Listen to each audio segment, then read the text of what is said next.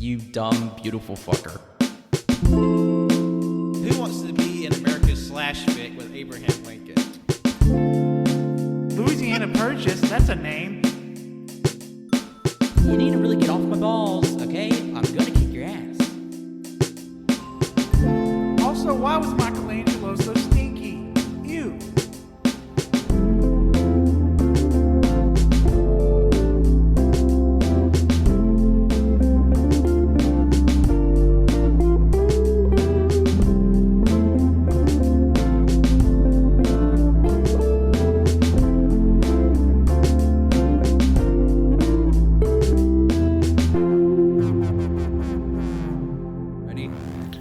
I don't know. Are we ready to talk about chicken pussy? Chicken pussy. Yeah, no, it's been forever since I watched a thing about like how chickens reproduce. Of course you did. Yeah. I don't know any way to back it up really. Why I would watch it. I can't remember the reason. It might have been for a class, I think agricultural class or some shit. I don't remember. What the fuck? I remember just watched a bunch of chickens. Fuck. Yeah, I mean, sometimes you get curious about, like certain animal, like how they do things. Like, yeah, sure, why not? I mean, literally, the first time I ever heard the word semen was on the Magic School Bus when they talked about how chicken eggs were made. Really? That's strange. All day they pronounced it weird. Instead of saying semen, it said semen. Semen? Oh my God. I think I know. Yeah, fuck. Semen. You know what? I bet they said it that way just because they didn't want to get close to the actual pronunciation, just so that it wouldn't be dirty. I mean, the Magic School Bus is a science book for children. No, girl, that's a booty hole. Girl, that's a booty hole. Nah, man, we can't talk about that stuff. It's science, but science it goes. Science doesn't exist. It goes against the word of the Almighty God. Wait, semen doesn't exist in science? Okay, it does exist, but science doesn't exist because it's going against the word of Almighty God. I get it. Semen doesn't exist in the Bible. Yes. Except for that part where it says it's better for your semen to fall in the belly of a whore than on the ground. What the fuck is happening? We're quoting the Bible. Chicken pussy. Yes. God damn, man. Chicken pussy got people acting up. Wrote the Bible. 10 Commandments. Hello, everyone. Hey. Hey there. Hello, everyone. Welcome to episode 254. Don't look at me. I don't fucking know. You're the one I always ask, Pat. Oh, man. Now, I'm gonna be honest because I didn't put these in strict order when I put it on our little handy dandy notebook sheet. Oh, TikTok I like going back to every time. Just give me a little giggle and a little bit of happiness is where it'll be a woman. It's episode 254. Crisis averted. Put out the fire. Anyway, 254. But You forgot. The bit where like the woman will be like, "Don't look at me," and then it shows a dog. "You're my dad." Boogie, woogie, woogie. It's so good. And now every time I see the little monkey, I'm like. "You're my dad." Boogie, woogie, oogie. Monkey is Wenzel's dog. Yeah, Monkey's my dog. One of my dogs. And Sasha's the same fucking way, too. I love him. Anyway. So who we got on this fucking shit show? Who do I got right here? It's me. It's JoJo, and I got a shit. Do you really have to shit? No, I don't. Okay. Oh, okay. I was like, Cannon was just in the bathroom shitting. You could have shat together. True story. Mm-hmm. Yeah. I mean, I'm like Batman. I like to shit alone. Okay. Oh, wow. I mean, it wouldn't be the first time that Joe's got up in the middle of an episode. That's true. That is true. I mean, if you got, Sometimes, like the one episode I'm thinking of, like. Unless y'all wanted to be smelling that shit, I had to go. But we're not a fucking school, I'm not gonna snitch if you shit your pants. I'm not gonna point and laugh. I'm not gonna tell. Unless it's Cody, I will point and your laugh. pants on this show. Or we're not gonna keep you from going to the bathroom. That's what I meant. Yeah, Like, I guess. Oh yeah, I'm Wenzel. Yeah. Hey. Oh, it's that Canon guy. Hello. Time traveling Colt. Looking at the screens. Yeah. That movie needs to be canceled. All right. Yeah, because I was gonna say from that cold open, I bet you couldn't.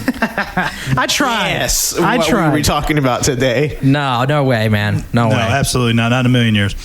I mean, we're here in the room, and I'm still not convinced this is what we're going to talk about. We're going to try. But we have a very special, brand new idea from the steel fucking trap of Wenzel's noggin. Dirty, filthy, rotten noggin.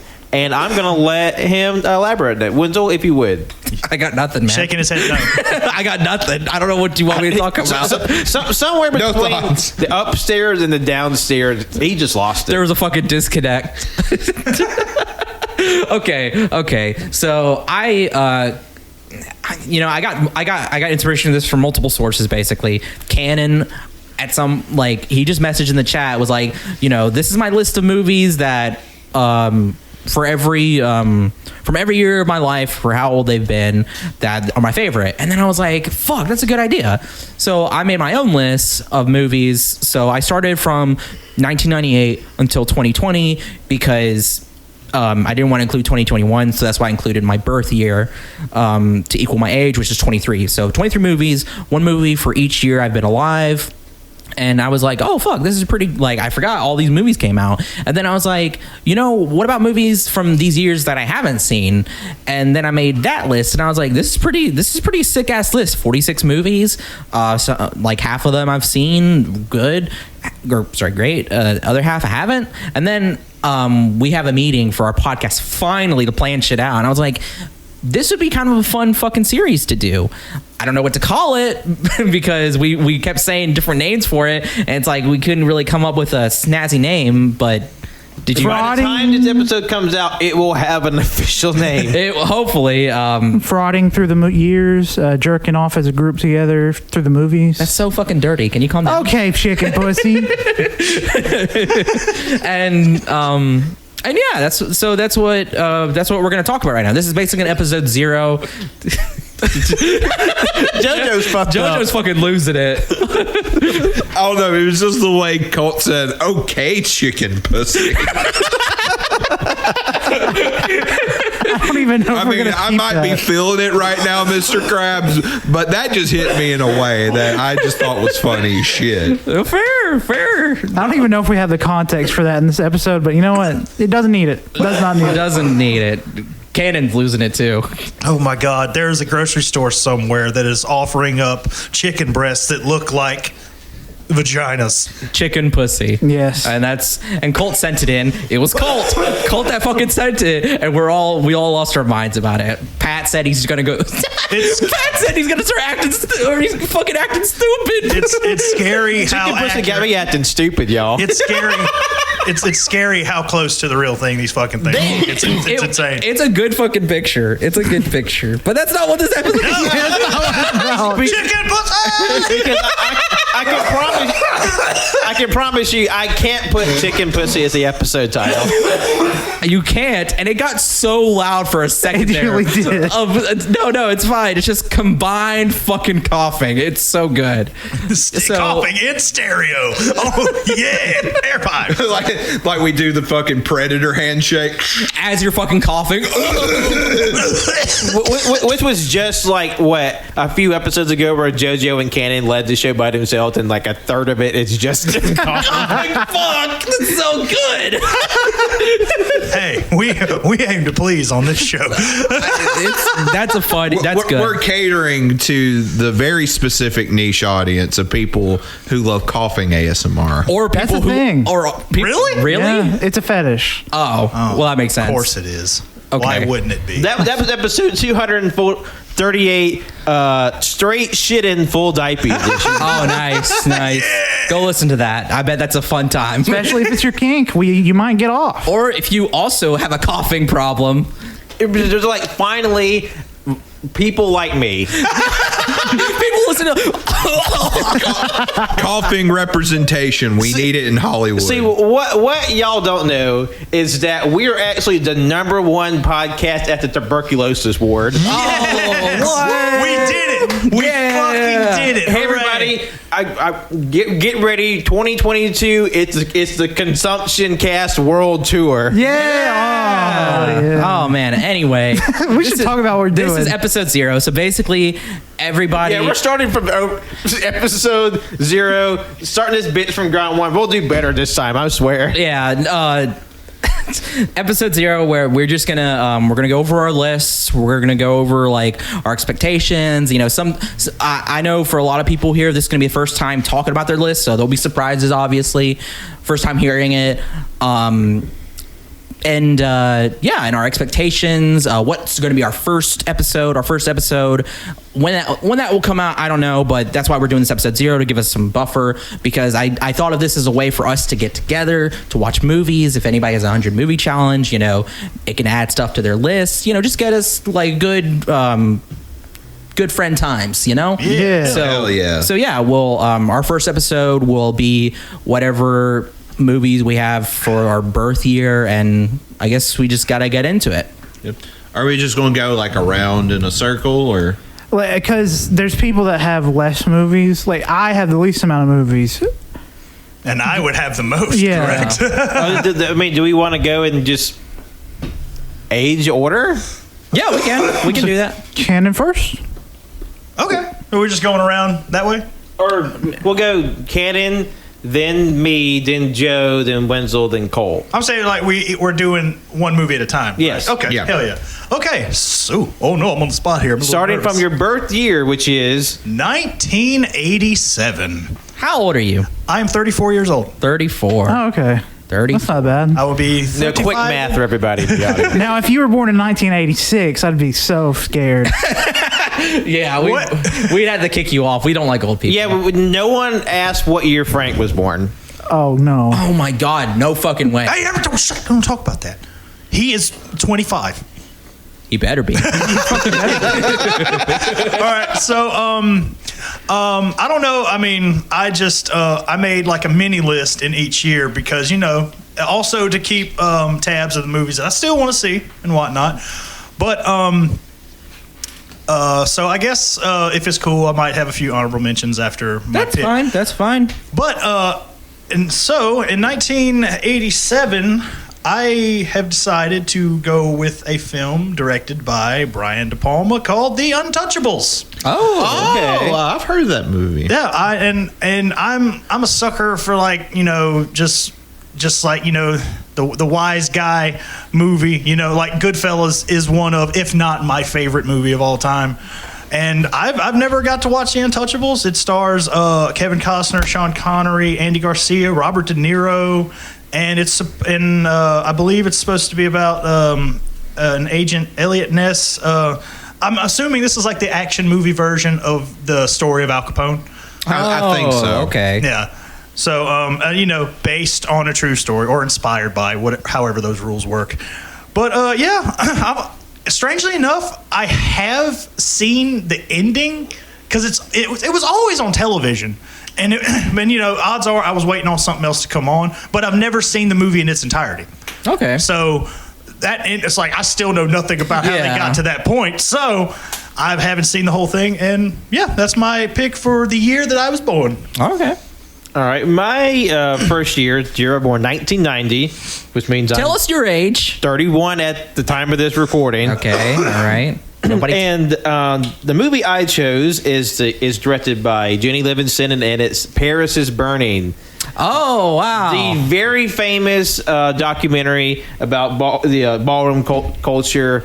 Basically, so much of what gay culture is now is traced back to this this scene where like all the gay slang comes from basically black trans women. Yeah. And like then this sort of like ballroom dancing scene and like all like drag culture, gay culture, it all works its way back to here.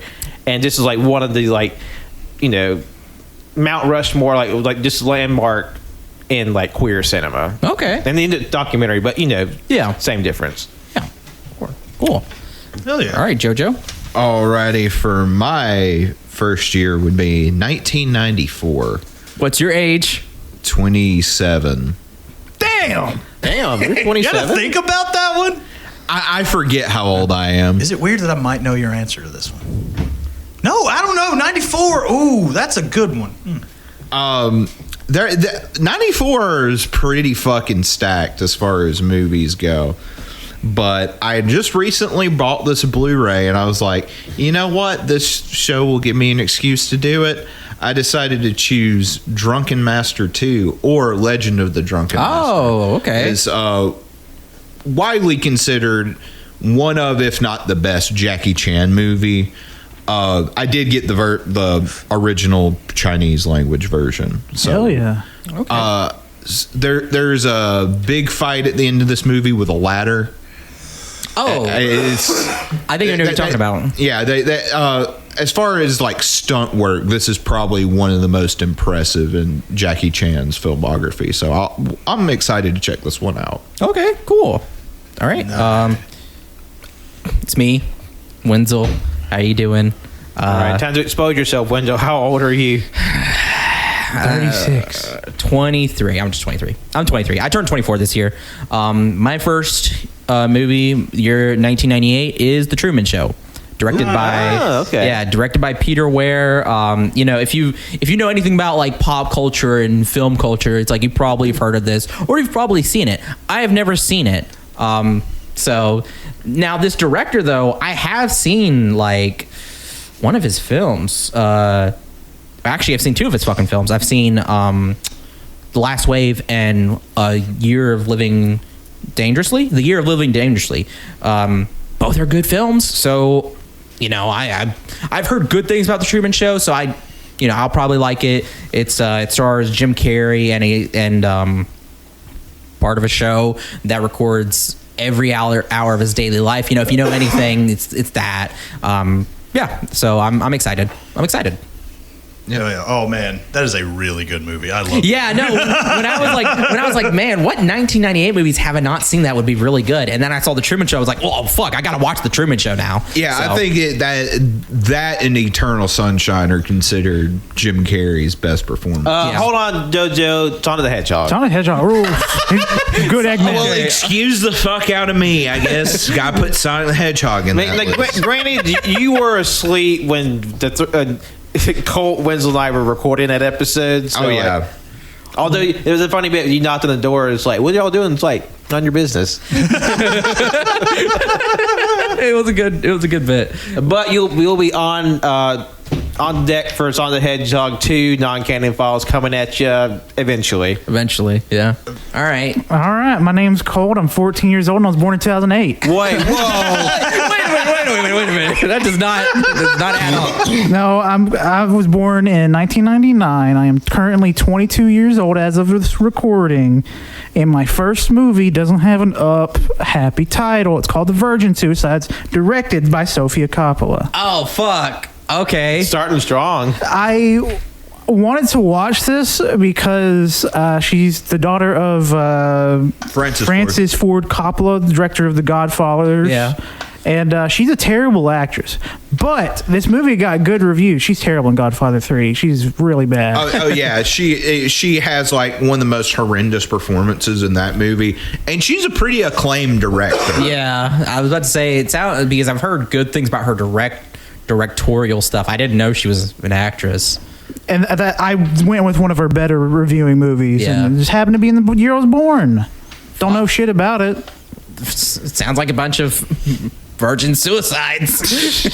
Not good things. Hell yeah, though. Or maybe it's not as bad as you think. Maybe it's just people who haven't had sex before just taking a cup at a Wendy's and just going down the line of sodas, getting all the sodas in one cup. Oh shit, that's a good movie idea. That would be good, but Which is what a suicide is. But I don't think that's what it says here in the little blurb. It says, it's a bridge. it says a group of male friends become obsessed with 5 mysterious sisters who are sheltered by their strict religious parents.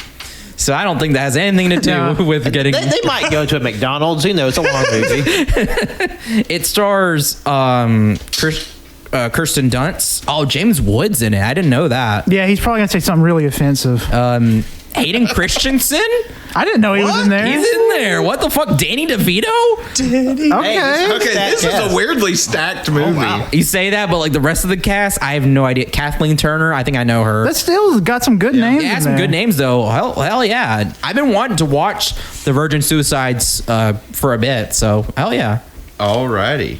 All right, now. Back at top of the card. All right, so now we're moving to 1988. Also, just I forgot I was going to do this. My honorable mentions for 87. I also have not seen Spaceballs, Planes, Trains, and Automobiles, and Full Metal Jacket. Oh, you've never seen Full Metal Jacket? Not in its entirety, no. It's a good-ass all movie. those movies are I consider pretty good. Like Yeah. I have not seen, shockingly enough, none of Spaceballs. I've seen bits of Planes, Trains, and Automobiles, not the whole movie. And Full Metal Jacket, just the beginning. Oh, yeah. And then once they get to war, I don't know what happened, but I stopped watching. I will say Nothing bad happens. Nothing at all. Nothing bad. the second half of the movie of Full Metal Jacket, I think, is a little weaker than the boot camp. yeah. Yeah, boot camp stuff's iconic, but the second half is still good. I would Yeah, say it's like a solid war movie, but like the first half is like Kubrick. the second half, it really like, it's good, but like, it doesn't really become like the first half until like literally the end, the ending. Because Like honestly, the final scene of them walking. the final scene is MICKEYMOUSE. Mickey yeah, Mouse. it's really good. Don't fucking spoil it. Don't spoil this 1,000-year-old movie, Colt. How dare you? I still believe in spoilers. No matter how old something is, you can still be spoiled for it. You don't want to be It's spoiled. something that's like hasn't been like pop culturally like disseminated. Yeah, for sure. Like I mean, you're always going to spoil like Luke, I am your father, but there's Whoa! What the fuck? Who's Luke? Wenzel's never seen Storm. Oh my god, we did a oh whole fuck, series. I forgot. Wait, how did you miss that? We did a whole year. We watched all the Star Wars. I thought he was asleep. I faked it. Oh, damn. I faked watching it. All right, but okay, yeah, 1988. I'll go ahead and get the honorable mentions out of the way first. Fair. Child's Play. Oh, okay. The first. It's like I know I've seen bits of that series, never the whole thing. Scrooged. Okay. Bill Murray. And just because I've heard like ridiculous things about it in like horror circles, Maniac Cop. That's a bonkers movie. Yeah, I was about to say I'm gonna check it out. But my pick for 1988 is the Eddie Murphy film directed by John Landis, Coming to America. You've never seen Coming to America? wow. No, I haven't. I'm going to be excited to get to that because I have not seen that movie since I was probably way too young to see I Coming think to for America. that one, I've seen the beginning and I've seen the end. Yeah. Like that's But it. you haven't seen the... Because it was on TV all the time. It was on TV all the time. So like when I would tune in, I'd be like, "Oh, this is the beginning of it," and then I would be doing something else, and then it'd be like, "Oh, this is the end of it," and then it would come back on again. But I wouldn't want to, I'd have Power to go through all I would of have to that. go to bed or something. The two parts I remember from that movie are the barbershop scene and that bit, because there's a running bit in the movie where they have like this Jerry curl spray where you just keep like your curls is like super like moist, and there's a point where three people are have to have the Jerry curl that's really tight and like wet, and they're sitting on the couch and they stand up. There's a wet spot where each of their heads was on the couch. All right. It's fucking funny. This is Liz's. She tells me this is one of her favorite movies, and we have not gotten a chance to sit down and watch it yet. Really? Okay. That would be That's a sick. good But, time. like I heard it's a classic. I know it's a classic. It's just one I haven't off the list. I yet. mean, hell, there was a sequel made. Yeah. and I heard it's not as good. Yeah, I remember that too. Oh, I mean, what the... It came 30, 40 years too late. Yeah, it came out, last year? I think. Oh my god, it was Or literally- like the year before. And plus, like, Coming to America is like one of the most well-known American comedies. So, Yeah. like, however strong it was, like, just the expanse of time and just like how much that movie is just crystallized in people's heads, you can't really top it. But there's somebody out there who thinks, yeah. Someone's like, coming to the numeral to America, better than the first. Yeah. It's like Coming to America Fast. Too Furious. Tokyo Drift. But yeah, Coming to America. Hell yeah. All right, my 1991. How old are you, Pat?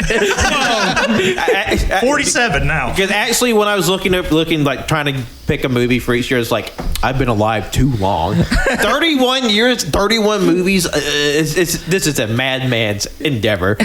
No, but my 1991 film is one by Gus Van Sant called My Own Private Idaho. Oh shit! That has Keanu Reeves in it. Keanu Reeves and River Phoenix. Yeah. Oh, shit. Yeah. Okay. Hell yeah. They were good friends before River Phoenix died. That's sad. That was real sad. Yeah. So basically, You think that's funny?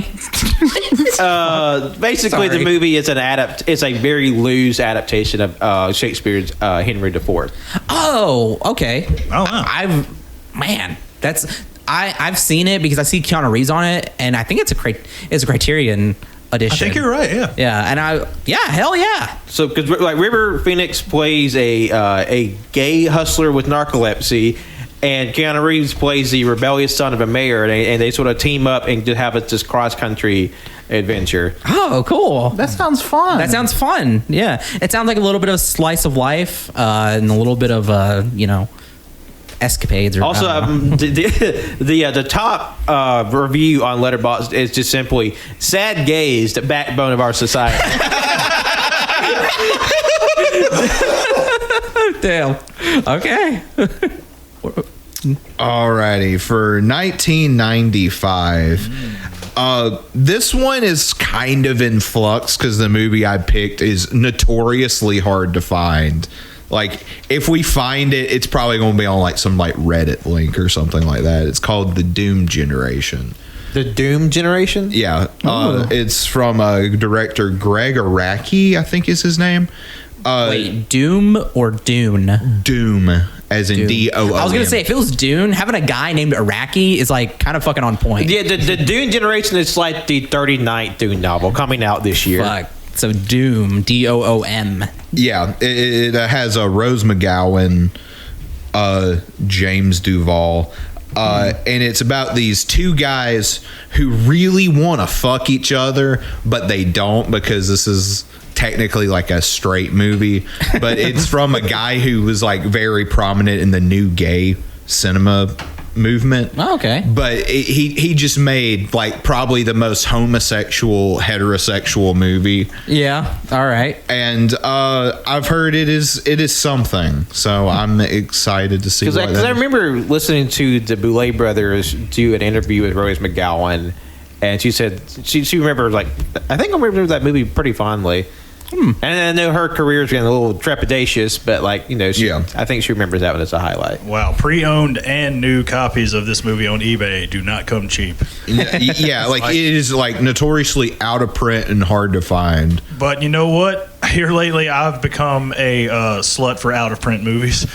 So I just want to say, whoa, you're not supposed to, that thing they don't make anymore. I need it. What's the price looking like? Well, it varies. There's different covers. Like there's one here. It claims brand new Region 1 for $18.95. That's about the cheapest one I see. There's one used pre-owned. The bidding starts at $34.99. Another one brand new for $50, $17. Yeah, I was expecting like fucked up like $80 for a DVD. Yeah. But still not cheap though. it's not cheap. All right. It looks fucking interesting. I'm adding like everything that's talked about into my watch list on Letterboxd. Hell yeah. Hell yeah. I'm keeping track. My choice, 1999, 1 year old at this point.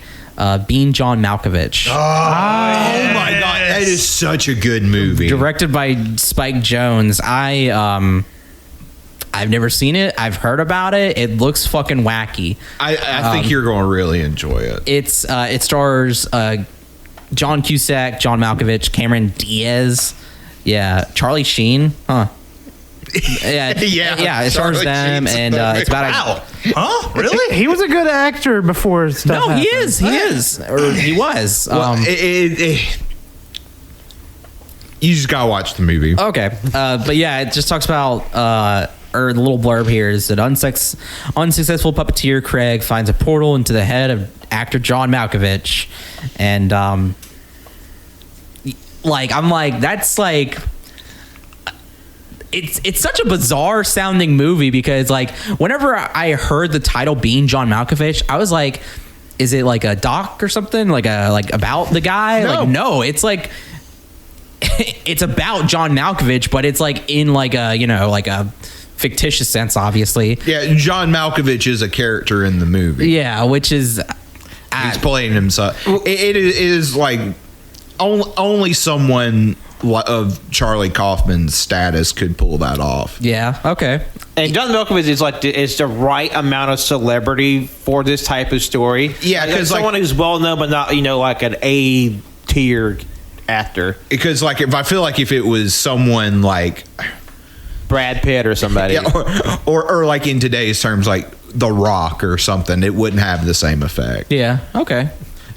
they remake being John Malkovich, but it's being Tom Holland. Being Timothy Chalamet. Oh my God. Or being Pete Davidson.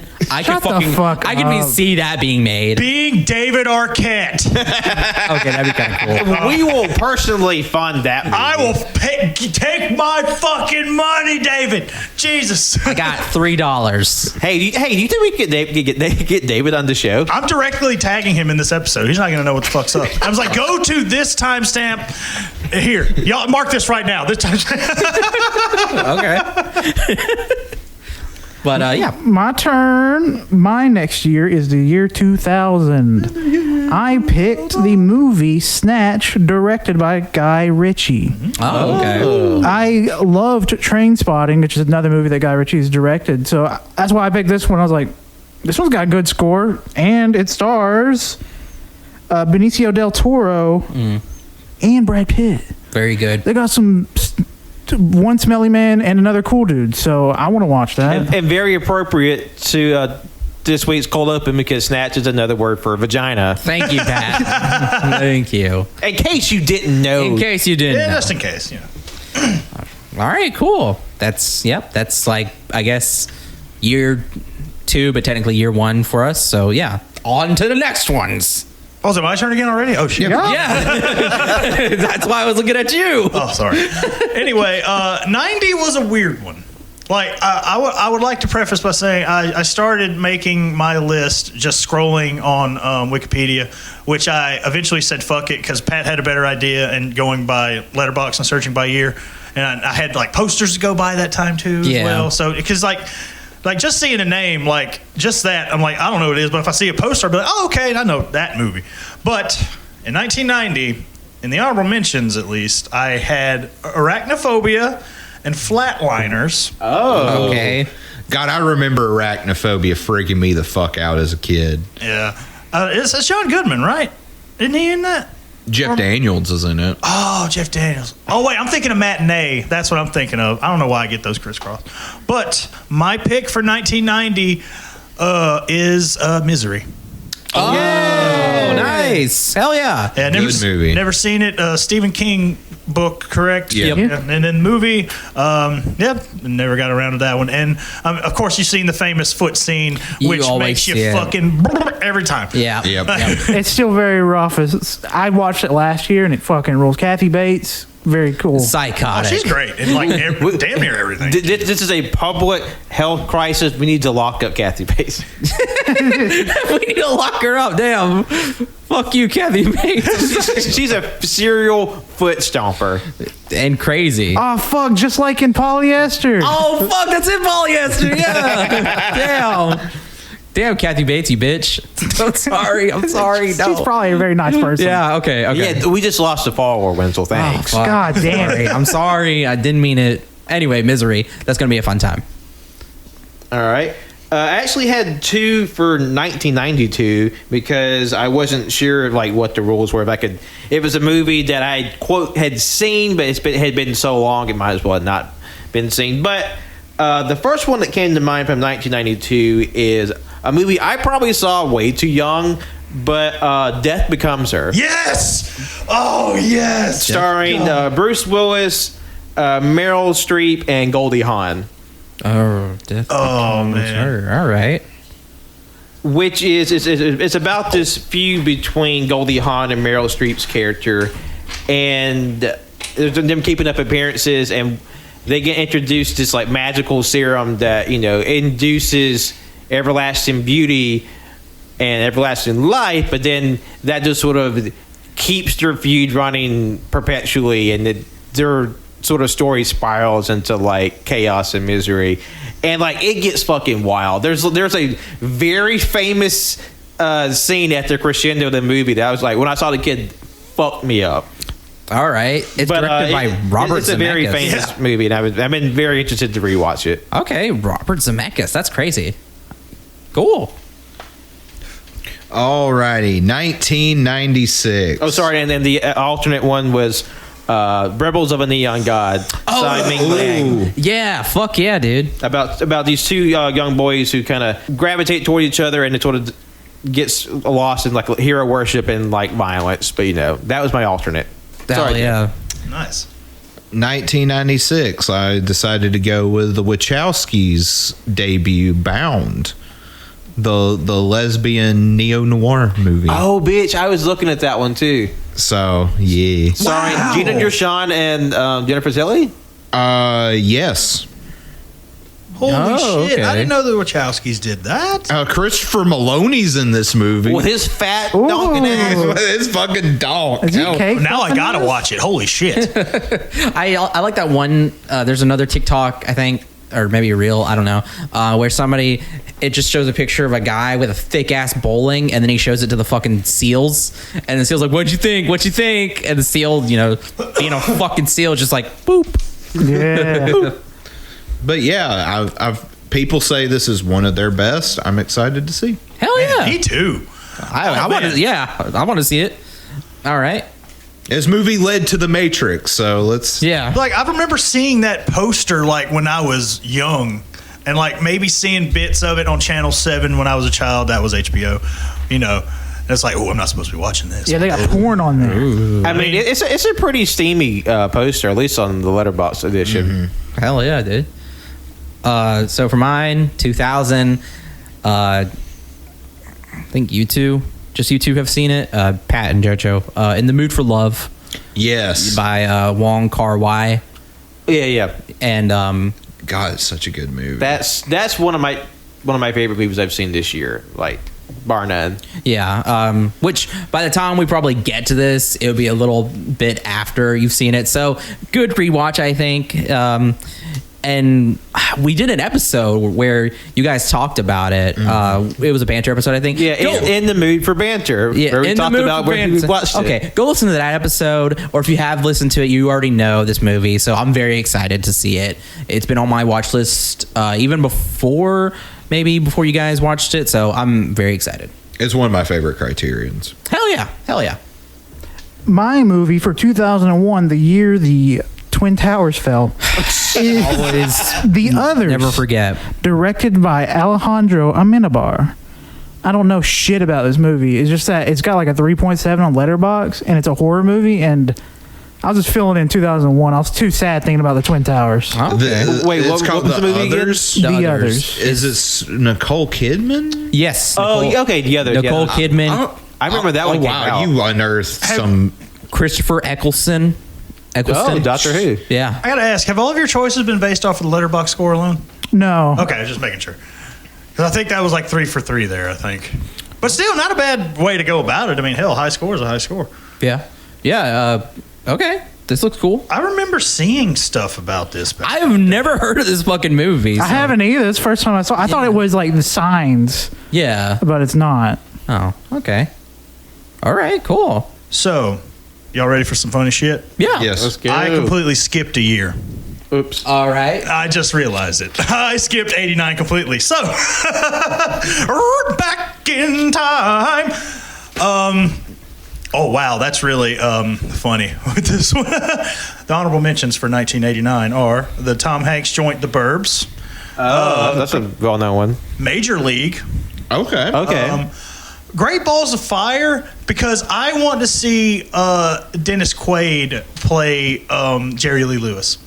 Okay. I don't know that Okay. one. Because I love him as an actor, and I'm interested to see him portray that guy. And Harlem Nights. Okay. Okay. All right. But since we took it back, since I'm a dumbass, my pick is Bill and Ted's Excellent Adventure. Hey. Excellent. You know, I don't think I've seen. I think I've only seen Bogus Journey. Yeah. Gonna be honest with you, I've never watched it. Never watched it. Never had an interest. I thought it would be like Clerks or something, and I'm not a fan of Clerks. I thought it'd be kind of like that What's one wrong with movie. you? It's just No, I'm on the same boat. it's just old people humor. I thought it was kind of like dude who stole my car or something. Okay, Dude, dude who where's stole my my car car? rules. Oh yeah, that. Do you not remember the scene where the giant lady's there? Yeah, I remember What liking the it when I was like 13. So Yeah. I mean, 10 years later, not much has changed. Fucking dude, where's my car? Good, but Clerks bullshit. Colt, sit down. I haven't seen Dude's Where's My Car. Literally sit down. I can't sit down. I know. That's why I'm telling you to sit down. Dude Where's My Car? It probably sucks, but I did watch it when I was like 10 years old. I think everybody watched it when they were 10. everybody watched it when they were like going through puberty. So I've never seen Dude, Where's My Car? oh really? I remember it being like a joke in my family, being like, "Oh, you want to watch Dude? Where's My Car? That movie looks bad." Well, you know, it was funny because I saw it with a group of friends. We had a big like sleepover, and like it just became like the biggest running fucking joke ever. Is like saying like, "Dude, where's my car?" Like. That's the funny thing is, all the bits you see on like Family Guy or whatever, where they're like, "Dude, where's my car?" That's the whole movie. The whole movie is just just him that for asking, 90 "Where's the minutes. fucking car?" And then it ends with What does that say about spoiler. Family Guy, It though? ends with, "Dude, where's my car?" Yeah. Oh yeah. Anyway, God, I haven't thought of that fucking movie in an eternity. Probably since Thanks, Cole. like what 2001. damn Cole, I can't believe you do that. I didn't do it. Zoltan. Fuck. That was probably the only like funny bit I remember from that movie. All right, who's Wasn't even that next? funny. Pat. All right, my 2 picks for 1993, because I saw the first one as like, hell yeah, this is a cool moody movie. Then I saw the next one immediately. I was like, fuck, I want that one too. But the first one is from 1993 is Sonatine, directed by Takeshi Kitano. Oh, beat Takeshi. Beat Takeshi. It's about a yakuza just getting tired of the gangster life, and then shit just goes crazy from there without getting into too much of the details. I actually ran into this movie on the horror side of my Twitter and just seen them talk about a little bit of how just like the progression of events and the sort of the insight into yakuza culture, and like watching someone who's been accustomed to violence like suddenly gain like a conscience and like remorse is a very interesting exploration of that character. And the second one was one we mentioned just a little bit ago, directed by Joe Dante, Matinee, starring John Goodman, Okay, cool. which is a showman is kind of like this little shuckster. He introduces just the extravaganza of just like B movie in the heat of the Cuban Missile Crisis. So you have like this nuclear like scary movie about a giant ant in the throes of nuclear destruction. Yeah. So and this was like a very well regarded movie. So this was been on my list for a little bit. Okay, cool. Very cool. All right. Next one. I'm sad I've not seen this movie yet, but I decided to go with for 1997, Satoshi Kon's Perfect Blue. Oh, you're gonna fuck. love that shit. That's Yeah. a fucking phenomenal movie. That's fucking awesome. Yeah, and that's cool too because I have the Blu-ray for it. Mm-hmm. Oh man. The Blu-ray of Perfect Blue? Yeah. Is it a perfect Blu-ray of Perfect Blue? yeah, I think would say it's so. very Fuck good Blu-ray. yeah, even It's better. very God blue. damn. It's all blue. Yeah. Hell yeah! I'm excited. Even this poster has blue tint to it. It's red. Yeah, it's a blue tint, so it's perfect. That's actually really cool art style. It's I like it. it's very beautiful. Beautiful movie. All of his movies. Satoshi Kon, All rest the- in peace. He died too young. Oh, it's a Damn. train. Fuck. I was like, what the fuck is that honking? Like for that train to be as far away as it is, you can hear that It's shit. fucking It's loud. so loud. Jesus Christ. That sucks for people who live by the tracks. Anyway, Like my life for the first 26 years I lived at home. there was so where I live, they moved, but now somebody's moved back over there. There's like it's every time me and my dad make a comment on it because there's literally a trailer that was living directly next to the railroad tracks, and I'm like, that fucking sucks. Whoever like decided to put their trailer right there, like Jesus It's Christ. probably a really cheap piece of land. Yeah, probably. It just damn. But they moved. But then somebody moved back over. I don't know.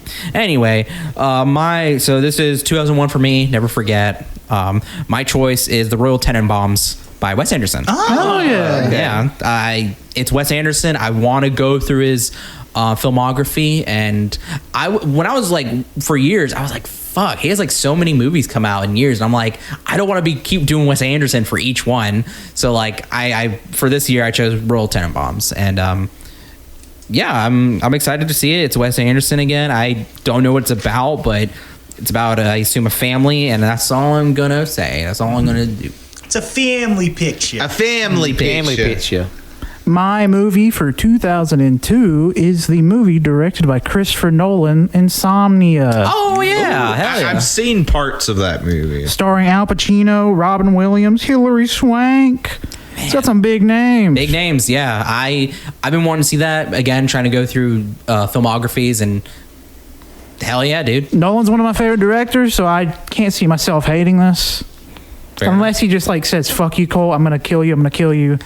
Stop watching my movies. Yeah. Then I will probably dislike it. Yeah, probably. Yeah, Christopher Nolan had to go through a little character development back in the day.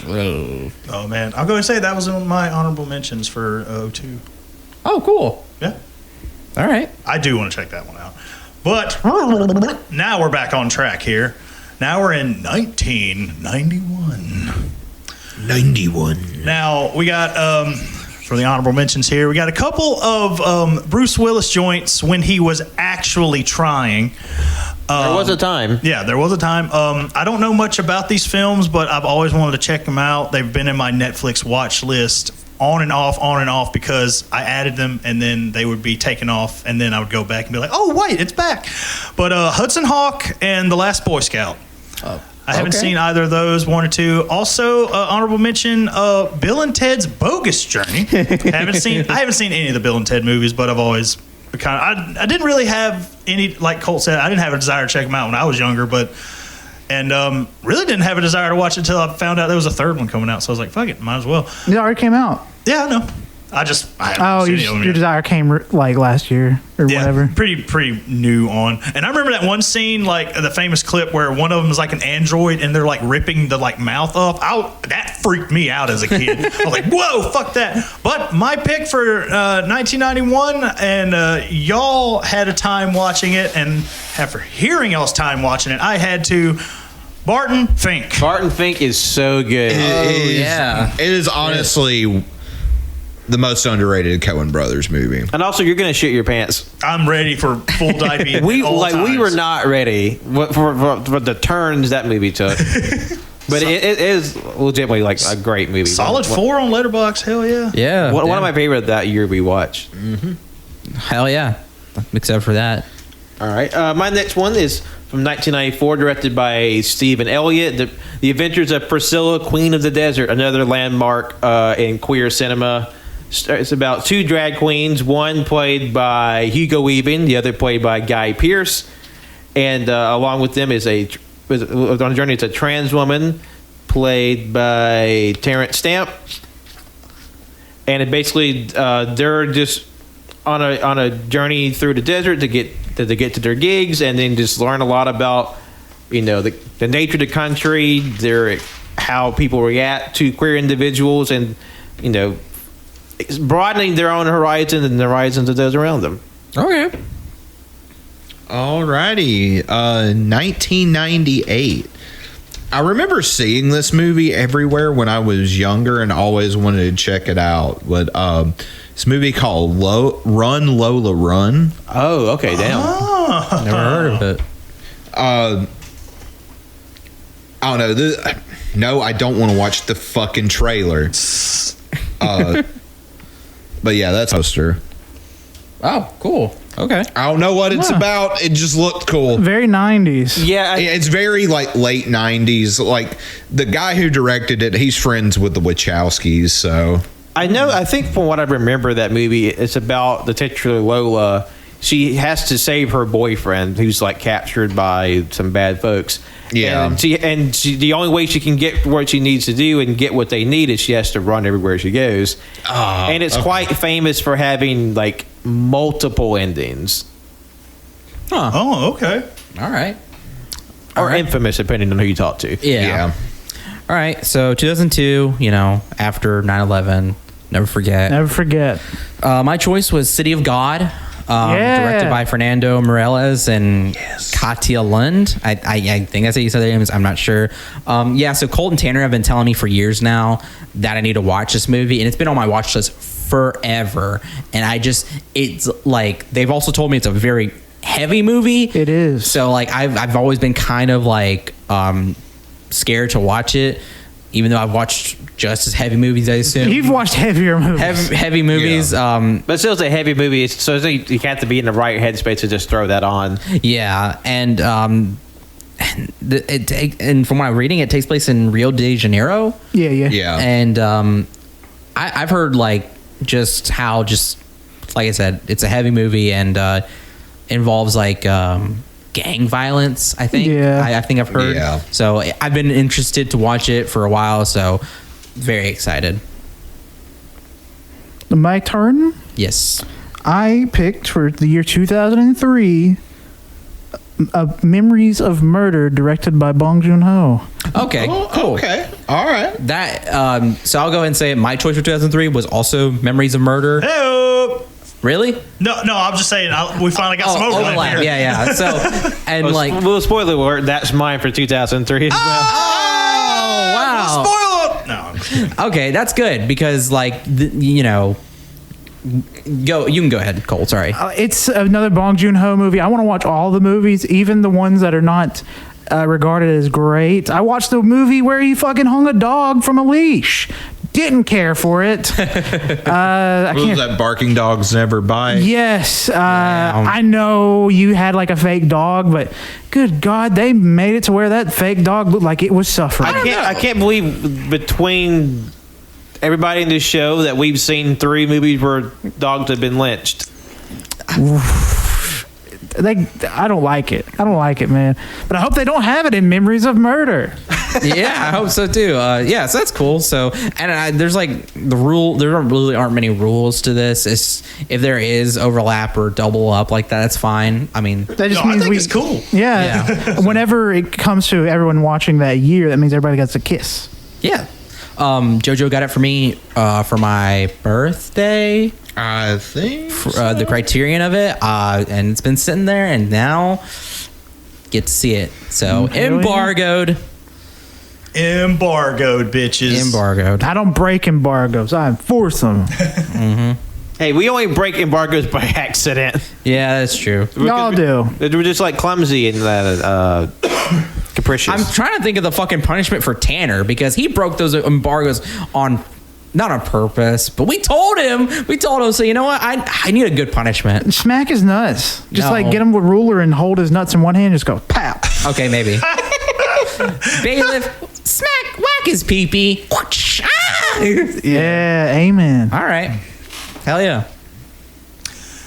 Well, we're going to 1992. 9-2. Only one honorable mention. Cool World. oh God, Oh wow. that's gonna be an experience. Isn't it? It's like Brad Pitt, but it's like everything else is animated, right? Am I remembering that correctly? There's a good chunk of it that's animated. It's from the same guy who did the animated Lord of the Rings and Ralph Bakshi. Wizards. He's the guy we get the it's a family pitch a bit Fritz from fucking Fritz the cat. Fritz the cat. Motherfucker, really? He has another movie that none of us can say. Oh my God. Show Jeez. me. Yeah. Wait, what? Yeah, What the fuck? Jesus Christ! Why? yeah. Yeah. Ralph Bakshi is an insane man. He is a very insane man. Oh my God. Fucking shit. All right. Well, But my real answer, however, is a little ditty from Jonathan Lynn.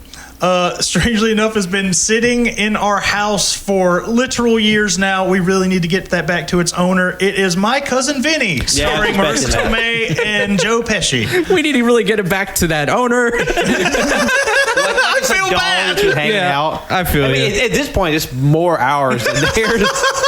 Also, I've been seeing a lot of thirst for Marissa Tomei, specifically in My Cousin Vinny, as of late on my timeline. But yeah, That's an interesting. I mean, like she's a gorgeous woman, but like, why that movie in particular? I have no idea. If you're not for sure who that is, that's Aunt May in Spider-Man. Ooh, Awooga. Yeah. Ooga booga. I'm gonna just read the synopsis because, and it's interesting because if I remember correctly, it's supposed to take place in Alabama. Two carefree pals traveling through Alabama are mistakenly arrested and charged with murder. Fortunately, one of them has a cousin who's a lawyer, Vincent Gambini, a former auto mechanic from Brooklyn who just passed his bar exam after his 6th try. When he arrives with his leather-clad girlfriend to try his first case, that's Marissa Tomei, the girlfriend, it's a real shock for him in the Deep South. Yeah. And I've never seen it in its entirety, and we borrowed the movie from a friend of ours, and it's just been sitting on the in our desk kitchen for like 2 2 years. years. I feel so bad. I'm sorry. No, I feel that. Hell yeah, man. I'm gonna watch it tonight and give it back. I promise. And then we was like embargo, like fuck. Embargo. like fucking Wenzel's just in the background, like the fucking Riddler and the Batman, just like. You better not fucking. Like Wenzel's just like wrapped in duct tape, but he can't move. Did you watch Red Rocket? Please do not lie. Please do not lie. Oh my god. Okay, wait a minute. That makes it even more funny because Tanner hasn't seen it yet. We should fucking do that. We should fuck with him. God damn, that'd be fucking good. Do not lie. And fucking, oh my god. And then now I'm thinking about socks too. Like I don't know, for some reason put like a little trap on them, but like, you know, not an actual trap. We all spam his review of Red Rocket with all caps. Do not lie. We all. That's a good bit. Well, okay. Sorry. Go ahead. But anyway, my pick for 1995 is Fallen Angels by Wong Kar-wai. Oh, okay. I will recommend you probably need to watch Chungking Express before that one because it's kind of a pseudo sequel to that movie. Really? Okay, that's interesting. But because ever since we watched In the Mood for Love, I'm like, okay, I got to get on Wong Kar-wai. Yeah, and fair. Just from the Letterboxd synopsis, in this bifurcated crime narrative, a disillusioned hitman attempts to escape from his violent lifestyle against the wishes of his partner, who is infuriated with him. And an eccentric mute repeatedly encounters and subsequently falls for a depressed woman looking for a prostitute who supposedly stole her ex-boyfriend's affections. That looks pretty and sounds pretty good. Yeah, that scene on I think it's the poster where it shows him on the motorcycle smoking a cigarette and the girl's behind him. I've seen that. Yeah. Because it looks gorgeous. Yeah. Cool. All right. All right, for me, it's 1999, and I'm going. Colt's born. Huh? Colt's born. Yeah, the year Colt was born. Happy birthday, Colt. Happy birthday. Happy birthday. Went with But I'm a Cheerleader. Oh, shit. More landmark queer cinema. Woo, woo, woo. Yeah. It's don't know much about it other than it's about this girl who's a cheerleader who gets sent to conversion therapy. Oh, wow. Oh, I don't know why y'all were cheering. That's not good. It has a 4 on Letterboxd. That's pretty solid. It's a very what's it well-known movie. But I'm a cheerleader. I'm a cheerleader. Like a sentence. Oh, there it is. Yeah. Dang. Wow, I've actually seen this. I've Really? never Yeah, seen this. It was a long time ago, but I've seen this. Yeah. Okay. All right. Cool. Like I was very young. I'll watch it again. Now you get to rewatch it. Yeah. Yeah. It is considered one of the best queer movies. So I was like, hell yeah, go Really? check it out. Cool. I remember like it being good though. Yeah. Like, All right. For me, it's 2004. Howl's Moving Castle, directed by Hayao Miyazaki. Oh, yeah. You sure it's 2004? It's 2004. Yeah. I'm on 2004. Yeah, because he had to skip 2003 because of his was also Memories of Murder. Yeah. Oh, okay. Yeah. Sorry. That might be kind of freaky for everybody. 2003 for me was Memories of Murder. So I'm going to say 2004 is Howl's Moving Castle, directed by Miyazaki. Tanner, bought the Blu-ray for me, and it's been sitting there, and I got to watch it. Fantastic movie. It's one of my favorite Ghibli's. I've heard that. I'm like, yeah. I mean, such It's incredible really- fucking art. Like, Beautiful. And just seeing the actual castle move in motion is something. And for a lot of people, that was like their introduction to Miyazaki and Studio Ghibli. Because like it is funny, but just considering just the length of his career, like what movies people were introduced him, and like there's people I would say JoJo's generation, that was the one that was like really clicked, like one of the first ones they saw. Yeah, because that was the one like around the time like me and my friends were getting into anime was when that movie was coming out. Okay. Spirited Away was mine. Spirited Away was mine as well. Yeah. All right. Colt.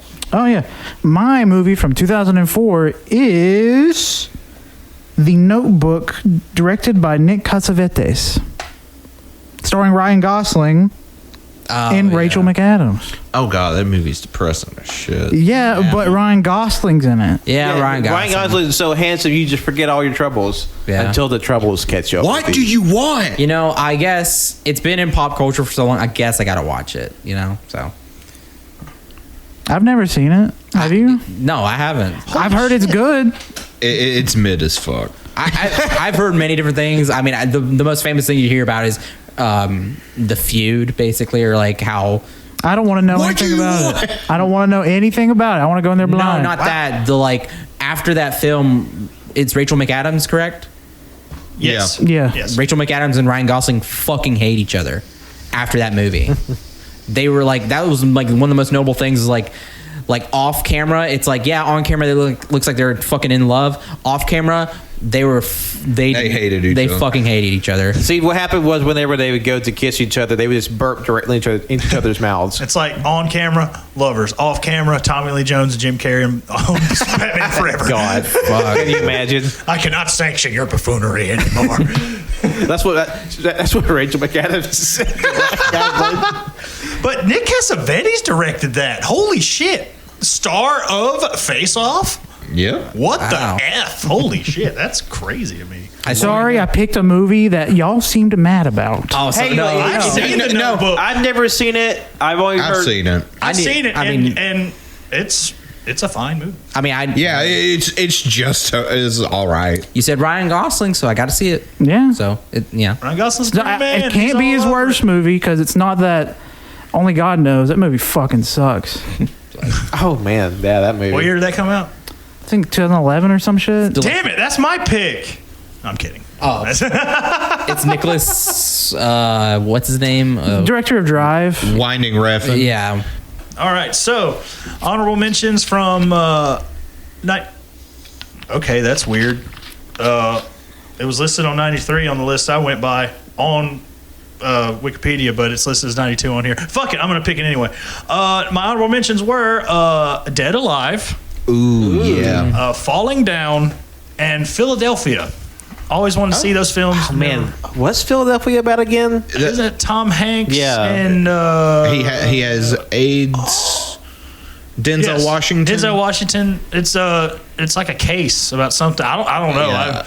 Oh yeah. Okay. I think it's about the AIDS It's two crisis. competing lawyers join forces to sue a prestigious law firm for AIDS discrimination. Oh yeah, Yeah. that's it. Yeah. A law okay. form. I will say Falling Down is one of the most infuriating movies I've ever seen in a long time. Oh no, that fucking Yeah. movie. Oh fuck. Okay, I remembered how Colt reacted to it. I mentioned to see how Cannon responds. Yeah. I mean, I've seen famous scenes from it and I whatnot. mean, it's a fairly well known, if infamous movie. But my real pick, friend, for some reason I don't know why we got a year discrepancy here, but it is the only movie in this trilogy that I have not seen, directed by Robert Rodriguez El Mariachi.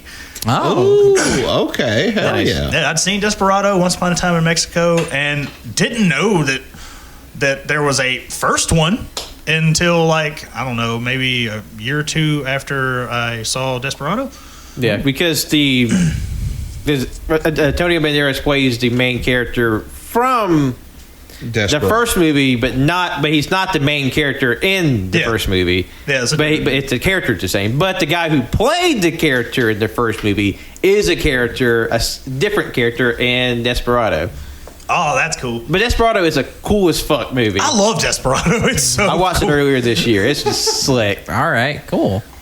All right, my pick for 1996 is by Shusuke Kaneko, which is Gamera 2 Attack of Legion. Oh, fuck Hell yeah. yeah. Hell Because yeah. this is part of the Gamera trilogy. Basically, this is the big reboot of Gamera, who is for the longest time, kind of like, a pretender to the throne of Godzilla. But not to say people can't or shouldn't like the old Gamera films, but like just in terms of just presence in Japan and like the box office returns, Gamera was definitely like a distant competitor to Godzilla.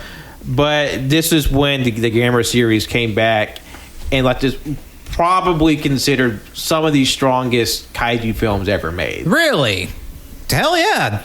And I remember watching the first one years ago, probably over 10 years ago, Gamera Garden of the Universe, and Joe got me the Arrow 3 volume set.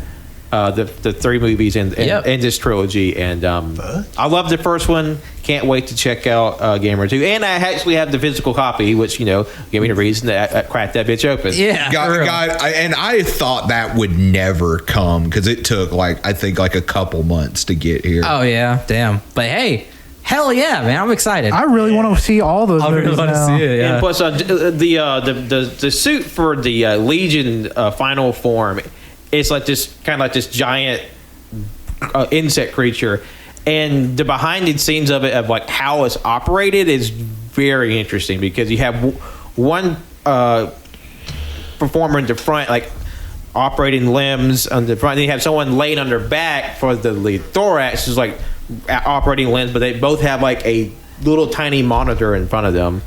Huh. So like how just like you don't get to see a lot of behind the scenes for kaiju movies, especially from Toho and the Godzilla film, because they're notoriously stingy about it. Yeah. But just to see even this concept of how it works is like there's so much that goes into it. Yeah. It's intensely fascinating for me. That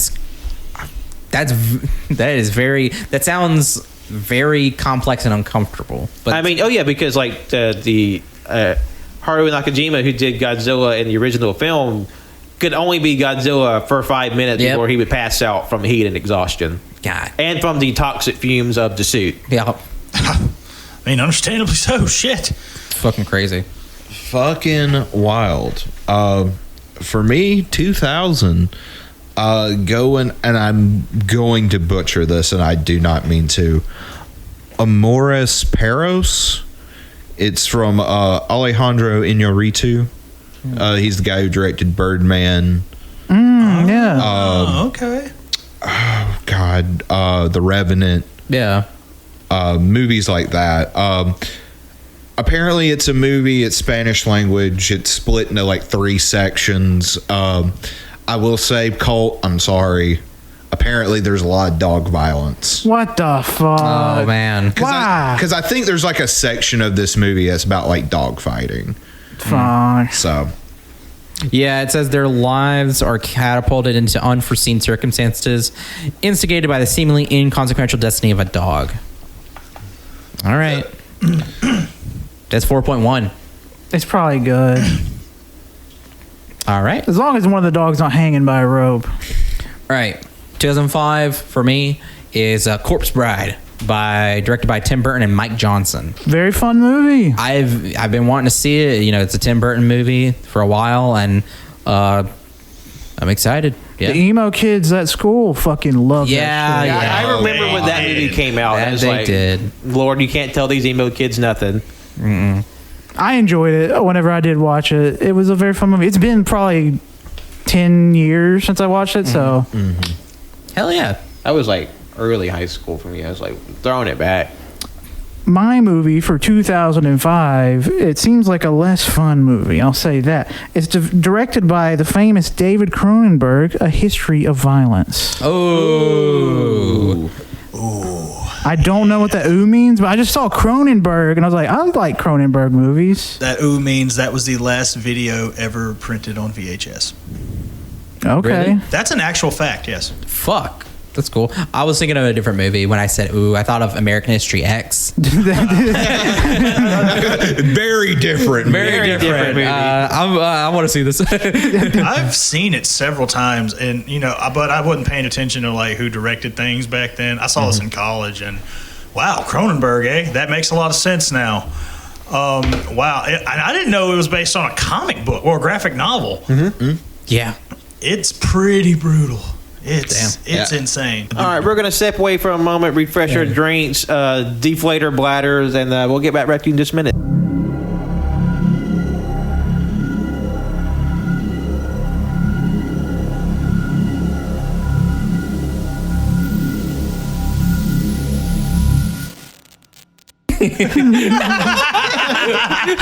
That was perfect. JoJo, of course, did the cut to you, but you were yawning. Well, welcome back. It's part 2 of episode 0 of this movie series that we promise will have a more wieldy title than movies from every year that we were born. If not, then well, we tried. Yeah, I don't know, but we just got done. So okay. Yeah. All right, so we're going to kick us back off. I'm just not going to do honorable mentions anymore, just to lighten the load. If you want to know my honorable mentions, just hit me up at that kind of guy on Twitter. Anyway, 1994, Leon the Professional. Oh shit! Okay. Yeah, okay. Have always wanted to see this movie. Yeah. Natalie Portman's in it, right? Yep. I've been wanting to see this one too. Me too. One of her first major roles. Yeah. Okay. All right, my movie for 1997 is another Wong Kar-wai picture called Happy Together. Okay. Cool.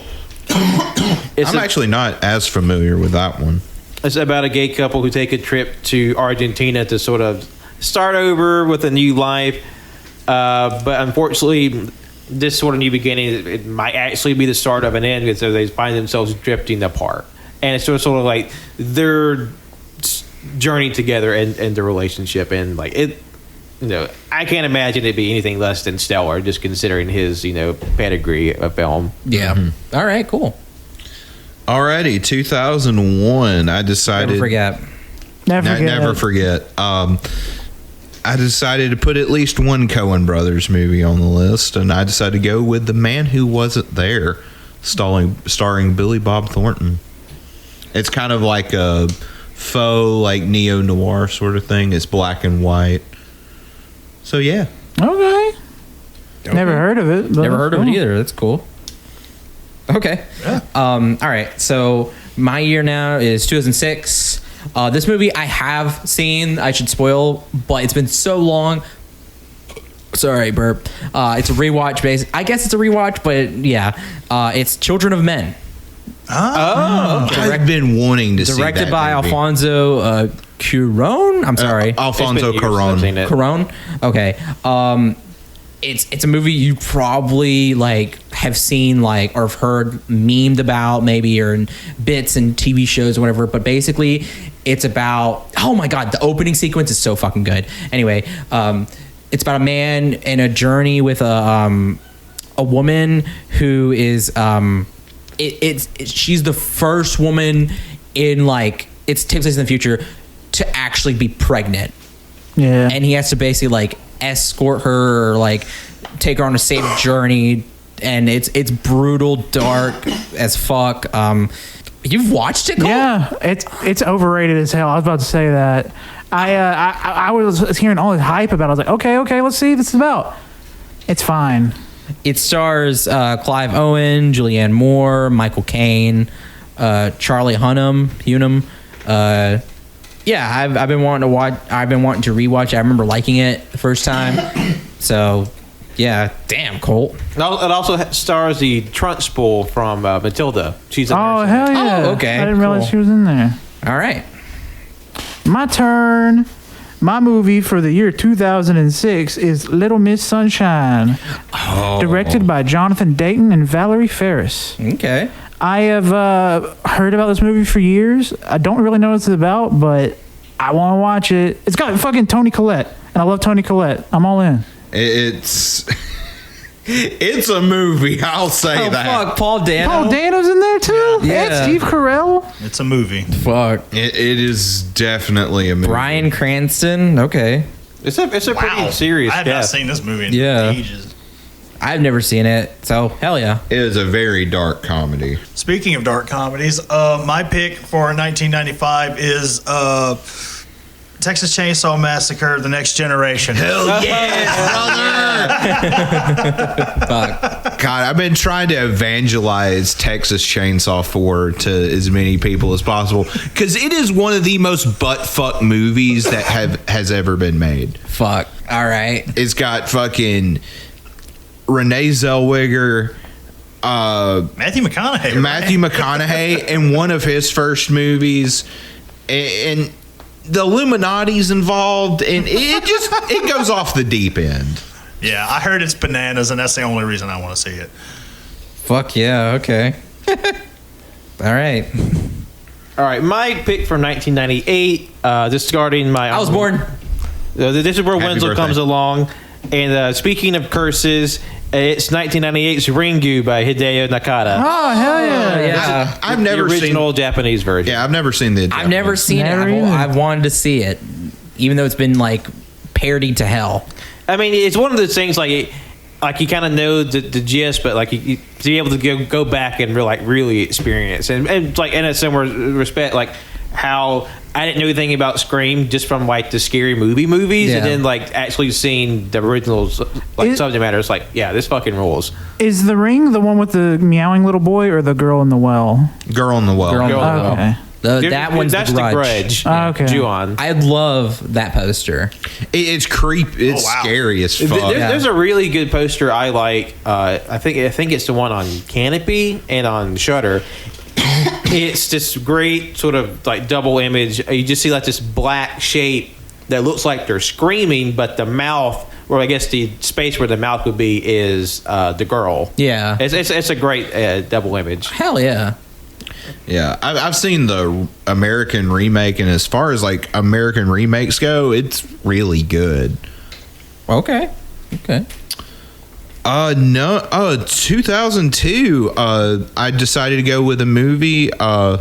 It's the only one in this trilogy I haven't seen. It's Sympathy for Mr. Vengeance Oh, by shit. Park Chan-wook. It's part of his Vengeance trilogy that includes Lady Vengeance and Old Boy. This is the one that started it off, and interested to see how that one turns out. Yeah. Old Boy's one of my favorite movies of all time, and The Lady Vengeance is really good. And we did our deep dive on Old Boy a couple years ago in Central Viewing. Yep. Might have to revisit it. I would really want to revisit that movie. It's so fucking good. Yeah. I've been wanting to watch Sympathy for Mr. Vengeance for a while, too, so hell yeah, bro. All right. For me, it's 2007. This movie I've been also wanting to watch for quite a bit now. I even got the graphic novel. JoJo gifted it to me for Christmas many ago. It's Persepolis. Yep. Directed by Vincent Parmanon and... I'm sorry. If I can't say these names right, I'm sorry. It's Marjane Satrapi? I don't know. I'm pretty sure she's the author of Persepolis, so she had a hand in it. It's animated. It takes place during 1970s Iran, and it's about the woman, the main character. It's basically like a biography kind of her looking back, and also about the Iranian Revolution of 1979. It's and I've heard it's also like kind of like has some punk elements to it as well from some stuff. I don't know too much about it, but I really want to get into it, and I really want to read the comic because it's a very critically acclaimed comic. Yeah, very excited for this. Yeah. Hell yes. My movie for 2007 is the Darjeeling Limited by Wes Anderson. Another Wes Anderson. Okay. I've never seen this movie. Don't know a shit about it. It's a Wes Anderson movie. I want to watch it, so yeah, that's why I'm like, because yeah. It's about three brothers on a train to India. I'm in. I want to see that. Well, it's 1996. And it's Fargo. Fargo, yeah. God, All right. I love Fargo. Yeah, it's like we've tried. It's been an option to watch on the table for a while now. We just haven't gotten around to it. I have wanted to see it for years now, just haven't. And I really got interested when FX made it into a TV show. Yeah, Yeah, with banging ass cast. Holy Yes. shit, Jesus. They're- Yeah, the first I've seen most of the first season, and it is legitimately some of the best television. It's really good. I've seen a few episodes, but there's one. So like I guess you can say the main villain, if you or one of the main, is it Billy Bob Thornton? Billy Bob Thornton. Yes, he has a monologue in there that I will come back to revisit sometimes because it's so fucking good. Because the thing is Billy Bob Thornton in that show is the dirt, like the goob. He just looks like a goober, but is the scariest motherfucker. He is such a fucking oh my god, it's because the fucking bangs, right? Yeah. But anyway, Fargo. Yeah, Fargo. it's good.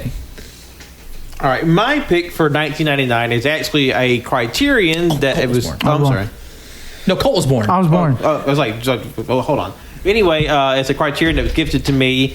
It is Ghost Dog: The Way of the Samurai. Yeah. Directed by Jim Jarmusch, starring Forrest Whitaker, which is about a African American mafia hitman who models himself after the samurai and is targeted by death by the mob. Hell yeah. Apparently, it's just a bonkers movie, and I've been excited to check this out for a while now. And if I have an excuse to really get on it, Yeah. Hell yeah. I'm super excited. Goddamn. Yeah, right.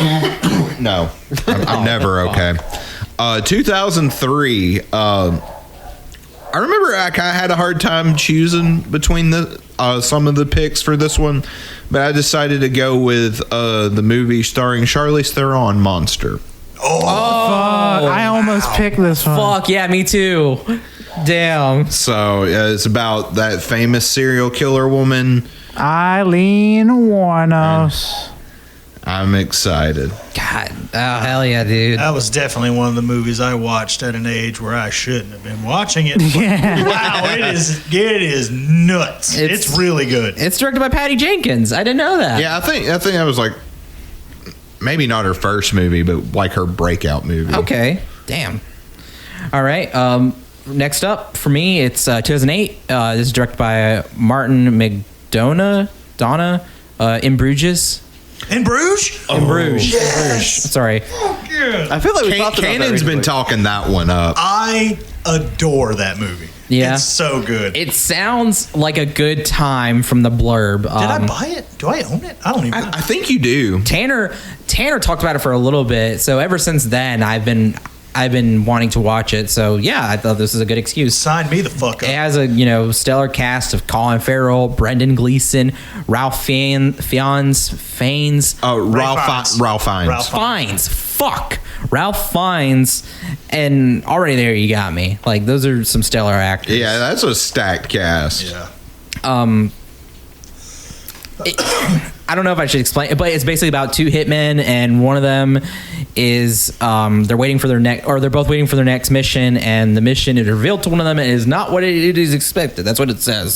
So I'm excited. Oh, so good. I love that movie. I have to do a correction. I fucked up and mixed the director of Snatch with the director of the movie I'm about to say. God, you didn't direct fucking Train Spotting. I guess it's called the Snatch font, and it's pretty close to the Train Spotting font. I don't know. But anyways, the movie for 2008 is Slumdog Millionaire, directed by Danny Boyle. Oh fuck, you're right. Fuck. No, I was. Yeah, Danny Boyle. I tend to get them confused. Danny Boyle did Train Spotting, and yeah, okay. Because Danny Boyle also did Sunshine, which is also a good movie. Go ahead. Yeah. And Yesterday, right? I think Maybe. You said Slumdog Millionaire. Slumdog Millionaire. I've heard about it for years. It was on HBO whenever we had that. It won Best Picture. A lot. I never watched it, but it was always on. and it's Dev Patel. Yeah. Yep. So, One of his, not his first movie, one of his early movies. one of his early I ones. think that was his breakout in the States. Yeah, definitely. Hell yeah. Right on.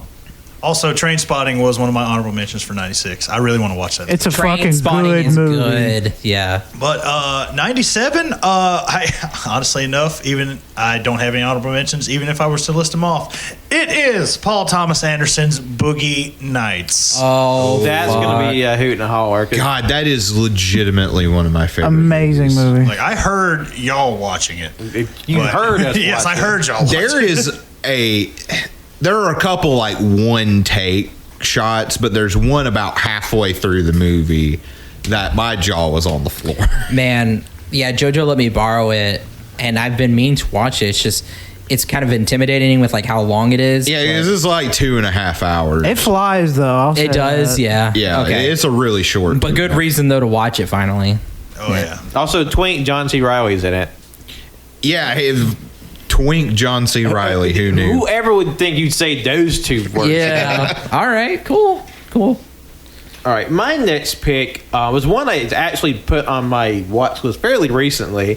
1999's horror western Ravenous. Okay. The synopsis goes as follows. Upon receiving reports of missing persons at Fort Spencer, a remote army outpost on the western frontier, Captain John Boyd investigates. After arriving at his new post, Boyd and his regiment aid a wounded frontiersman who recounts a horrifying tale of a wagon train murdered by a supposed guide, a vicious U.S. Army colonel gone rogue. Fearing the worst, the regiment heads out into the wilderness to verify the gruesome claims. And just from like little snippets I've seen, like photos and clips, like it's like this very like surreal, dark, and like wet, cold movie of like these people just plundered into the woods and just people getting eaten, people eating other people. It's just like just gruesome, disturbing movie. And like, Yeah, that's what happens down here. huh? That's what happens down here. Yeah. So it was one that I think is be really interesting one. And I think it was recently added to Shudder. Oh, cool. Okay. Hell yeah. So for my pick for 2004, I gotta admit that was a hard year to kind of come up with something that I hadn't already seen. But if for nothing alone, I remember the fucking McDonald's toys when this movie came out. And looking back on it, still baffled at why it exists.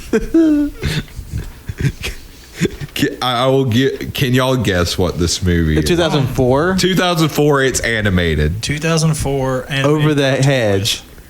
That's a little later. Shrek 2. I don't know. No, Shrek 2. No, Shrek 2's good. Fuck. Oh, did you not know that? That Shrek 2 is good? I don't know. Oh, man.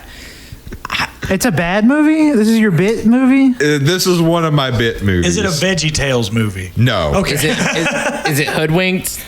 No, that That's came out older. a few years after this. Open season? Open season? Oh, no. I was about to say. I have some class, you fucking degenerate. Oh, wow. Ice Age? I don't know. Is it a Disney movie? Is it Ice Age? I will give you a hint. It's DreamWorks. DreamWorks. Happy Feet. No. Oh, man. That's 2005. I'm DreamWorks. Oh, my God. Y'all are going to be so mad. because there's just 100 million different animated kids movies from that era. Is it, fuck. No way. Is it like Shark Tale or something? What? No fucking way. Shark Tale. We're watching Shark Tale, boys. I will not lie. I've seen Shark Tales probably 7 times. And I've seen Shark Tale like twice or maybe 3. I don't know. I enjoyed it as a little kid. I really did. I thought it was sick. Man, it's a car wash underwater. Why would you do this to us? I don't know. I've never seen it. Why did they make the fish sexy? That's all my question. Oh my fucking God. I just realized a thorough line to a bit that we had on Cajun Greatness with the shark movie now. Fuck. Damn, when you look at the screenshots, you just get a huge poppin' boner. Fuck yeah, dude. Poppin' Bonner. It's not going to make any sense, but here we go. When we watched Pinocchio for Nicolas Cage's birthday, that's one of his favorite movies, we had a bit that John Boyd, Angelina Jolie's father, got his first erection watching Pinocchio because he thought the fish in it was hot. And he had the extended bit that John Boyd genetically modified his daughter to be this fuckable fish woman. What the fuck? Okay, so this fish from Pinocchio looks like Angelina Jolie, and this movie This came better out. be the hottest fucking fish ever. I better get hard instantly. Yeah, I better cream my pants. My shorts. Yeah. Anyway, the thing I remember about Shark Tale the most is them cleaning the barnacles off the whales. That was a big thing I remembered. That's kind of fucked up. That John. It's a pretty attractive fish. And we're like, Disney in 1940. Why the fuck did you? This was their second movie, and decided to make. You know what? I can't believe John Wood was like, yeah. Yeah. We're just like, yeah, taking off my pants right now. Gotta fuck off. God damn it. Yeah. Okay. Oh, goddamn. Thanks, JoJo, for that. Sorry to completely derail the episode. Not even that. You derailed my whole idea for this series. Yeah. You know what? We're just scrapping this one. Wenzel's like, I don't want to do this anymore. Fuck y'all. I mean, to be fair, like the Texas Chainsaw Massacre Next Generation was sitting at like a 1.9. Somehow, it's a bad feel movie. Shark Tale is going to be high. Honestly, don't let movie ratings scare you off. If you have an interest in it at all, watch it. Shark Tale has a 100%. 2.6. Yes, they told you. So- Called it. It's not that Called it. bad. I still think that's too high. I haven't even seen it. So my year is 2009. The year I was born. Yeah. Whoa. I chose. I've been wanting to watch this film for a while. Been needing to. It's Dogtooth by Yorgos Lanthimos. Okay. Everywhere I've seen it talked about or told, like, go in knowing nothing. It's kind of a crazy movie, kind of wild. If you need any reference for what he's done The Lobster, The Favorite, The Killing of a Sacred Deer. Which that movie is something. I haven't seen. I don't know if I liked it. I haven't seen any of his films, and I want to. I heard when The Favorite was coming out. The Favorite came out in 2018. I've heard great things about it, and then Lobster. I've kind of heard divided things about The Lobster. Cody didn't like it. Cody didn't like it. Yeah, But that is definitely a movie you either really love it or really hate it. and everybody I follow on my letterbox, and I have loved Dogtooth. So yeah, I want to see it. I'm excited. My movie for the year 2009 is the movie Jennifer's Body, bitch, that directed was on by my Karen list. Kasama. Fuck. I've never seen this movie. I just remember in middle school, the kids were like, "Dude, oh fuck, Megan Fox, bro." Yeah. And like her pussy has teeth. That's the one thing I remember them saying. I do think it's interesting that movie has gotten like this critical reevaluation. Yes, it has. Yeah. And like I've never seen it, but like now after seeing this critical like reevaluation of it, I really want to watch it. At one point, the Criterion Channel even had it on their streaming. They took it off, but they had it on there for it was literally last year. They had it on there, and I've been meaning to watch it. Especially from like a feminist like perspective and how the movie is made. It was like, because I remember when this movie came out and it just like no one gave a shit. This movie's stupid, and then like literally, Like, I remember it was like an object of ridicule. Yeah, it was, and like, I mean, I was a kid, so I thought it was kind of scary. Yeah. So that's why I didn't watch it, and yeah.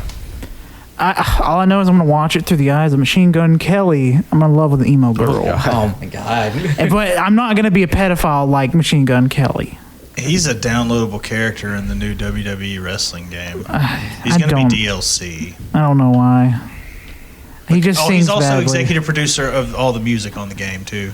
He's in charge He's of the not music. good at music Not either. good. I don't. WWE doesn't make good Like he- decisions, Colt. Yeah. Like, MGK is a shit rapper. He tried to do the pop punk thing, and it was garbage. It like not even like the D tier bands from the 2000s pop punk scene. Not even those shit ass bands are as bad as this motherfucker. Anyway, enough of my bullshit. Oh my gosh. Ugh. Man. So, it's my turn, right? Yep. Yes. All right, the year is now 1998. I was born. Oh, happy birthday. Well, in the year you were born, Wenzel, you know what we're going to be watching? We're going to be watching Christopher Nolan's Following. Oh yeah. Hell yeah. I've Hell always yeah. been interested in checking that one out. Isn't that his first film? Yes. Mm-hmm. Yep. And from what it's just a guy who just likes following people around until he follows the wrong person. around. Yeah, it's really fucking good. So the guy is like, how he starts off his day is he'll just follow somebody, see where they go, just follow them. He comes up with like a list of rules and stuff of what he does and doesn't do while doing that, because he's just curious, and it takes a turn. It's really good. Oh, that sounds fun. It's a fun time, and it's quick too. It's like an hour long. It's like, it's timed at 68 minutes on here. Yeah. 68 minutes. Yep. It's really fucking good. Yep. My film for the year 2000 was directed by Ryuhei Kitamura, and that's Versus. Okay. Which apparently is just this gonzo ass movie about like these, killers, like these dudes who like fashioned themselves after samurais with like guns and swords, where they're just like fighting and killing each other over and over again in this like force of resurrection, and it's just apparently buck fucking wild. Oh, fuck. All right. Hell yeah. Hell yeah. Alrighty, for me, 2005. This was a movie Cannon brought to my attention. To my Attention. No attention. You got it. attention. Okay. Ascension. While I was watching him play Max Payne, so I go with Domino for this year. Yeah. Okay. Starring Keira Knightley. Don't know dick all what it's about, but Domino. Yeah. allegedly based off of a true story in heavy air quotes. Okay. Yeah. I think Allegedly. Supposedly. one of the movies in heavy rotation on Stars that I wore out back in the day. Also starring Mickey Rourke. And like I brought it up because in Max Payne it has a lot of the same visual styles from Domino, and also was it Man on Fire? It might be the same director. I don't know. But yeah, a lot of like it's a very green movie. There's a lot of green movies in the early 2000s. Yeah, and very like, I guess out there cinematography. Hell yeah, I'm interested to rewatch that one because it has been years. All right, cool. So my year now is 2010. Again, another movie I've been wanting to watch for a while. Colt saw it, and that made me want to watch it more. So it is I Saw the Devil. Yeah. Directed by Kim my God. Ji-woon. God, so good. Good ass movie. It's another film that they're like, don't go in knowing too much about it. So I won't say anything, but it's on my, it's in the horror circles that people talk about. So yeah, I'm excited. No context spoiler.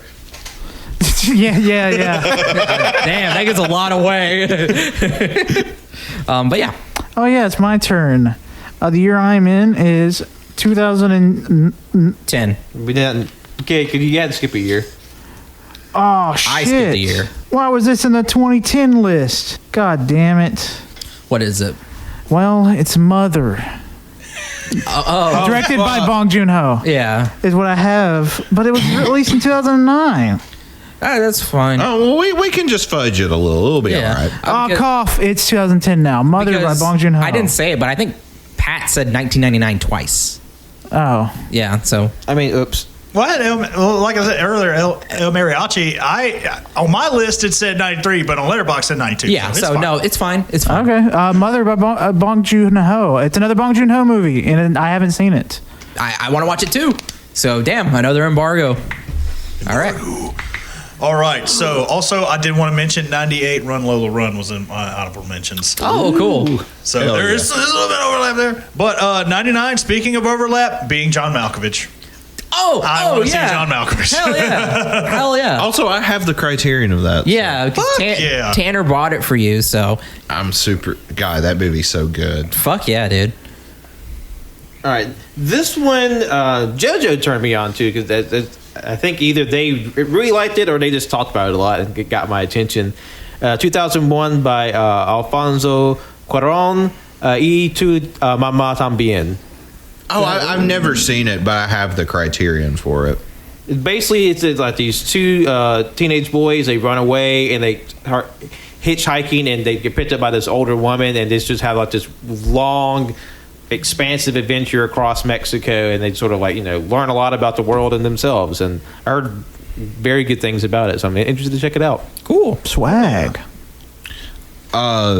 This movie I saw on TV, like they played it on Spike TV a lot back in the mid 2000s, but I don't remember a lot about it. But it was a movie me and my dad watched called Curse of the Golden Flower. It's a Chinese movie, and it's like this sort of like royal political drama, and the ending is like super crazy violent. And I think it's got God, what's that that Chinese actor who's in like Crouching Tiger, Dragon? Chow Yun Fat. Okay. He's in it. I know that name. Cool. All right. For me, it's 2011 now. I've only seen one of his films, and I want to see more. It's Terrence Malick's The Tree of Life. Oh, that's on my list. Really? For 2011? Hell yeah. It's pretty long, 139 minutes, but I hear it's fucking phenomenal. It's Brad Pitt, Sean Penn, Jessica Chastain, Ty Sheridan when he was fucking young. Jesus. He plays the main guy in Ready Player One. Oh yeah. Okay. Yeah. So, yeah, I'm very excited. It looks to be it looks to be a heavy movie, and I'm very excited. There's a Criterion. I don't want to snag it so fucking bad. I think that's one of the ones that for some reason is more expensive than the usual ones. Yeah, and it's stupid, and I hate it. And it's like it's almost always sold out. I really want to fucking get it. Yeah, I won't say too much about it, or nothing at all. But yeah. My movie for 2011 is one I have heard a lot of not necessarily great things about, but it's one I remember seeing the trailer for and thinking, man, I really want to see that. And that is Super 8, directed by J.J. Abrams. Oh, I remember seeing that in theaters, like when it came out. Yeah, me too. I liked it. I will definitely be interested to see your thoughts on it. I don't want to like put any bugs in your ear, but like I'm interested to see what you think. Yeah, it's a good time. It was a good time for me. All right, so in the year 2000, Y2K. yeah. Never forget. You know, we missed a fucking New Year's Eve party because our stepmother believed the world was actually going to end. She was right. It's all been downhill from that. Oh, yeah, that was the turning point.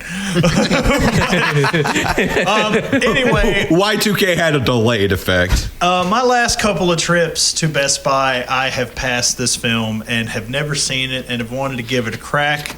Directed by Cameron Crowe, Almost Famous.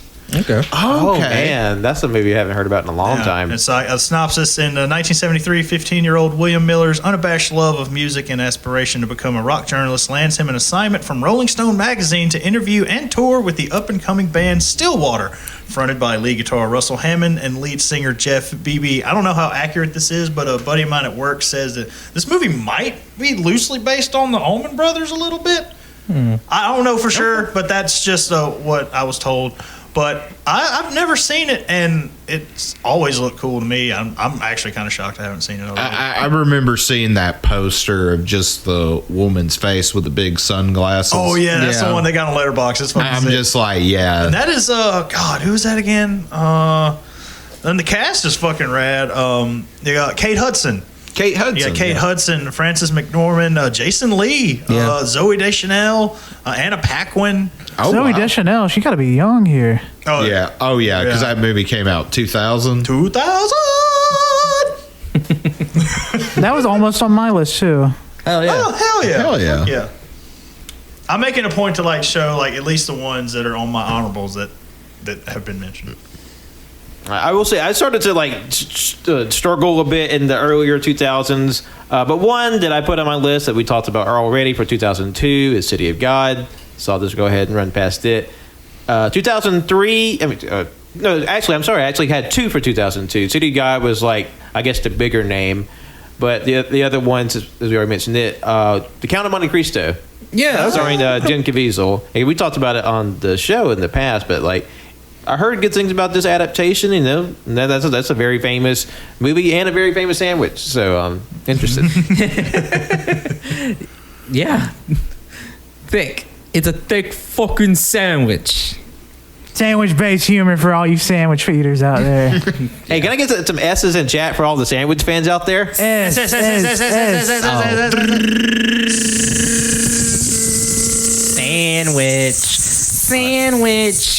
Sandwich. I love sandwiches. They're fucking. I rad. love sandwiches. Hot take, sandwiches are pretty good. Yeah. Whoa! Hey, You know what? now. You know what? Based.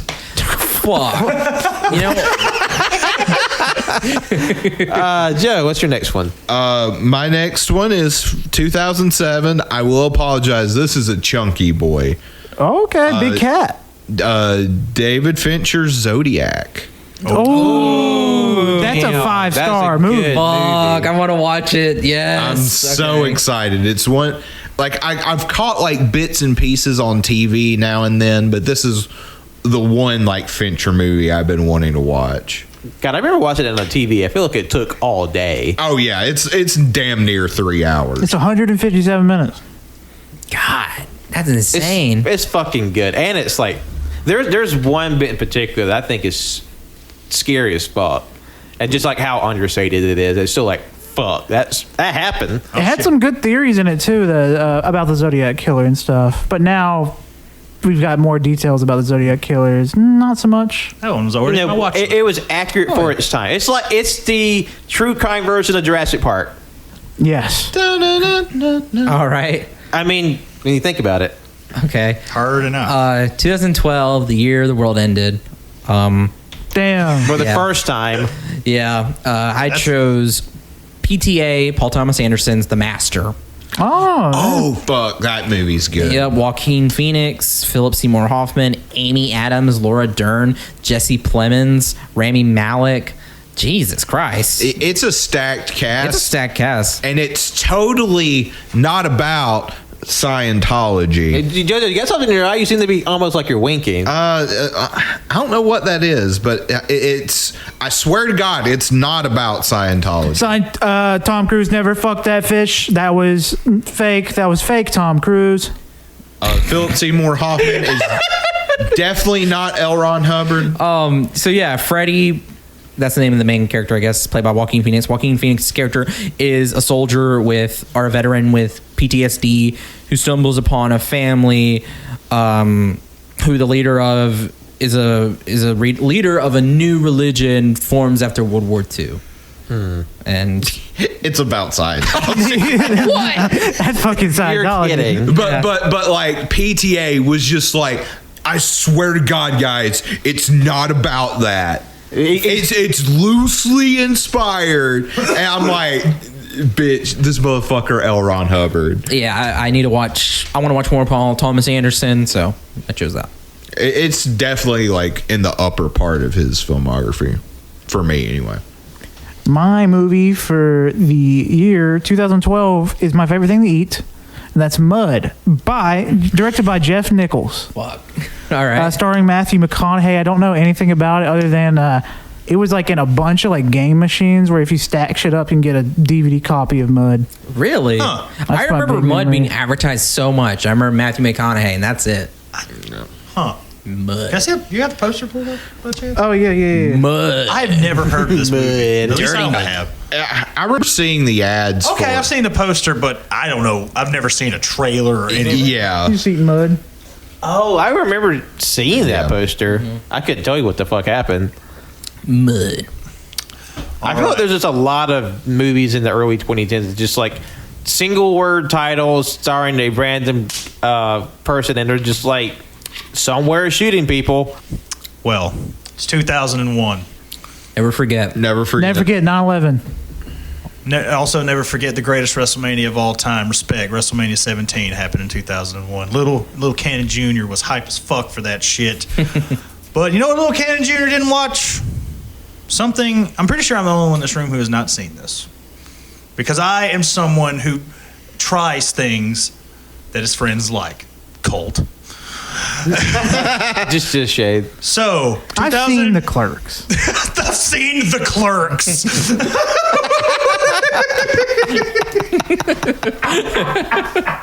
I'm edging this out. Fuck off. No, I'm kidding. My pick is actually Spirited Away.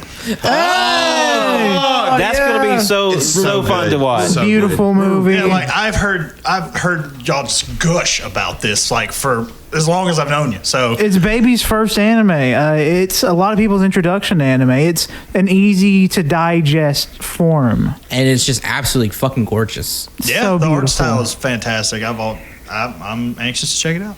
Unless you're that one fucker from the Letterbox game. God, eat my ass. Ah, piece of fucking shit. God, that is one of the few movies I have like. The minute it was over, I was like, "We going again." Yeah. Also, that was a weird year. The only other movie I had listed, and the other one was just more curiosity, Vanilla Sky.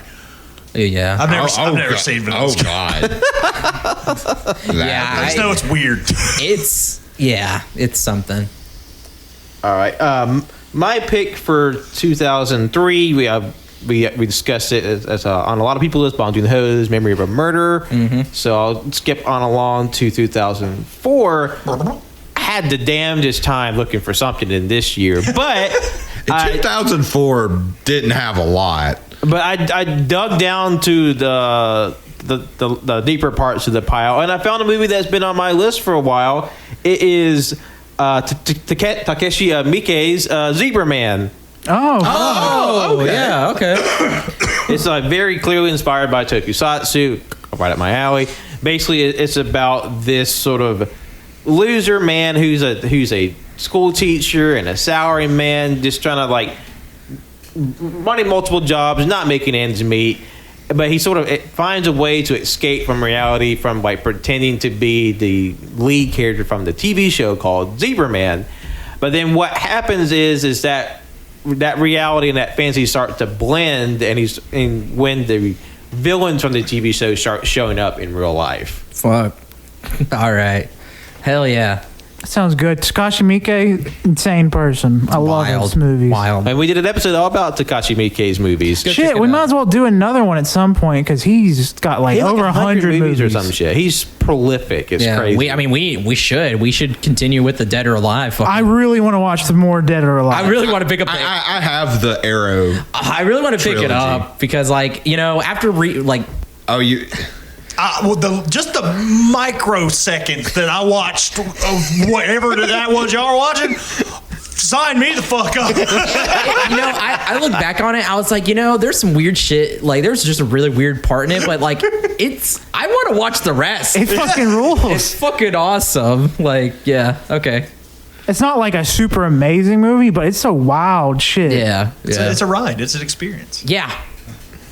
So, my 2008 pick, I'm going to apologize in advance. Iron Man.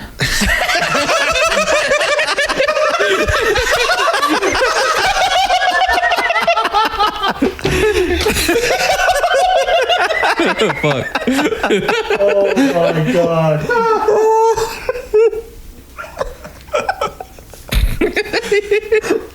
God damn it, Colt. Okay. Because this is not a funny movie. This is a documentary called Dear Zachary, a Oh no! son about his father. A fucking pig. Just I gotta tell y'all, Cody, Tanner, and I watched this as a group movie. Fun fact. This was the only movie that I can think of that we all group cried together, and it was really fucked. I have heard it is one of the most depressing movies you will ever watch. Like, you will cry. I kind of want to watch it as a group again. It's called Dear Zachary, a letter to a son about his father. I really want to watch it as a group. Yes. No, all you have to do is put in Dear Zachary and it comes up. God, the one thing I do love about our friend group is how we'll just pick. Hey, boys' night. Let's pick a movie, and it's just the most like random shit. Either it's like a fun movie or something that's bleak as fuck. It's like, hey boys, come on, let's watch Come and See. I mean, that's just us. We would do that. Yeah. I would watch Come and See again if I was with a group of If I was with a group, I would watch it again. Yeah. It- Because It's a Come good- and See is an amazing movie. terrifying. It's hard to watch at points. It'll just carve a hole in your soul. Probably everybody else is like, yeah, let's watch this Marvel movie or something. No, No. we like to fuck each other up. It's like getting a fist fight. It's a shared pain experience. Yeah. It's like, It's a hey, y'all want to trauma watch bond. Tetsuo the Iron Man? Oh my We did god! do that. Yeah, we did do that, which that was a different pain experience. Yeah, it was like a audio pain and just pain from my eyes being hurt. And because that's the same day we watched, like, man, that was a marathon. That was the Japanese horror movie. We watched Howsu, Amazing. Audition. the Audition, and then Fucked. Tetsuo the Iron Man. Like back to back to back. And that was a fucking day. Let me That was tell a fun you, day, bro. though. Fun time. Howsu good as fuck. Watch that. Yeah. That's one of my favorite movies. All right. 2013. It's the boy in this movie, the one we all love, Oscar Isaac, inside Llewellyn Davis. Oh, that's a good movie, but damn, is it frustrating as hell. Yeah. God, because he is such a fucking asshole. God. It's directed by the Coen brothers. Yeah, I knew you two watched it and have been talking about it, so I was like, you know what? Yeah, I gotta see it. So Also, John Goodman's in it. yeah. He's a fucking asshole. The only thing I've seen of it is Oscar Isaac and his cat. Okay. There's a cat in it, I think. What does that Say mean? anything. Oh my god, no. Okay. It's really good. It has some really good music. Man, is it bleak though. All right. Like even like the color palette in that movie is just like washed out the hell and back. Yeah. All right, Colt, your turn. My movie for 2013 is the end of a trilogy. It's called. Hold on. It's called The World's End by Edgar Wright. Yeah. Hell yeah. I've never seen this movie. I've seen fucking Hot Fuzz and Shaun Shaun of of the Dead 10 plus times for both of them individually. I've never seen this movie. I remember seeing World's End when it came out in theaters. It's my least favorite of the three, but it's still a solid movie. It's still a solid movie. Yeah. I'm excited to rewatch that. Especially there's one sequence in the bathroom I was like hooping and hard about.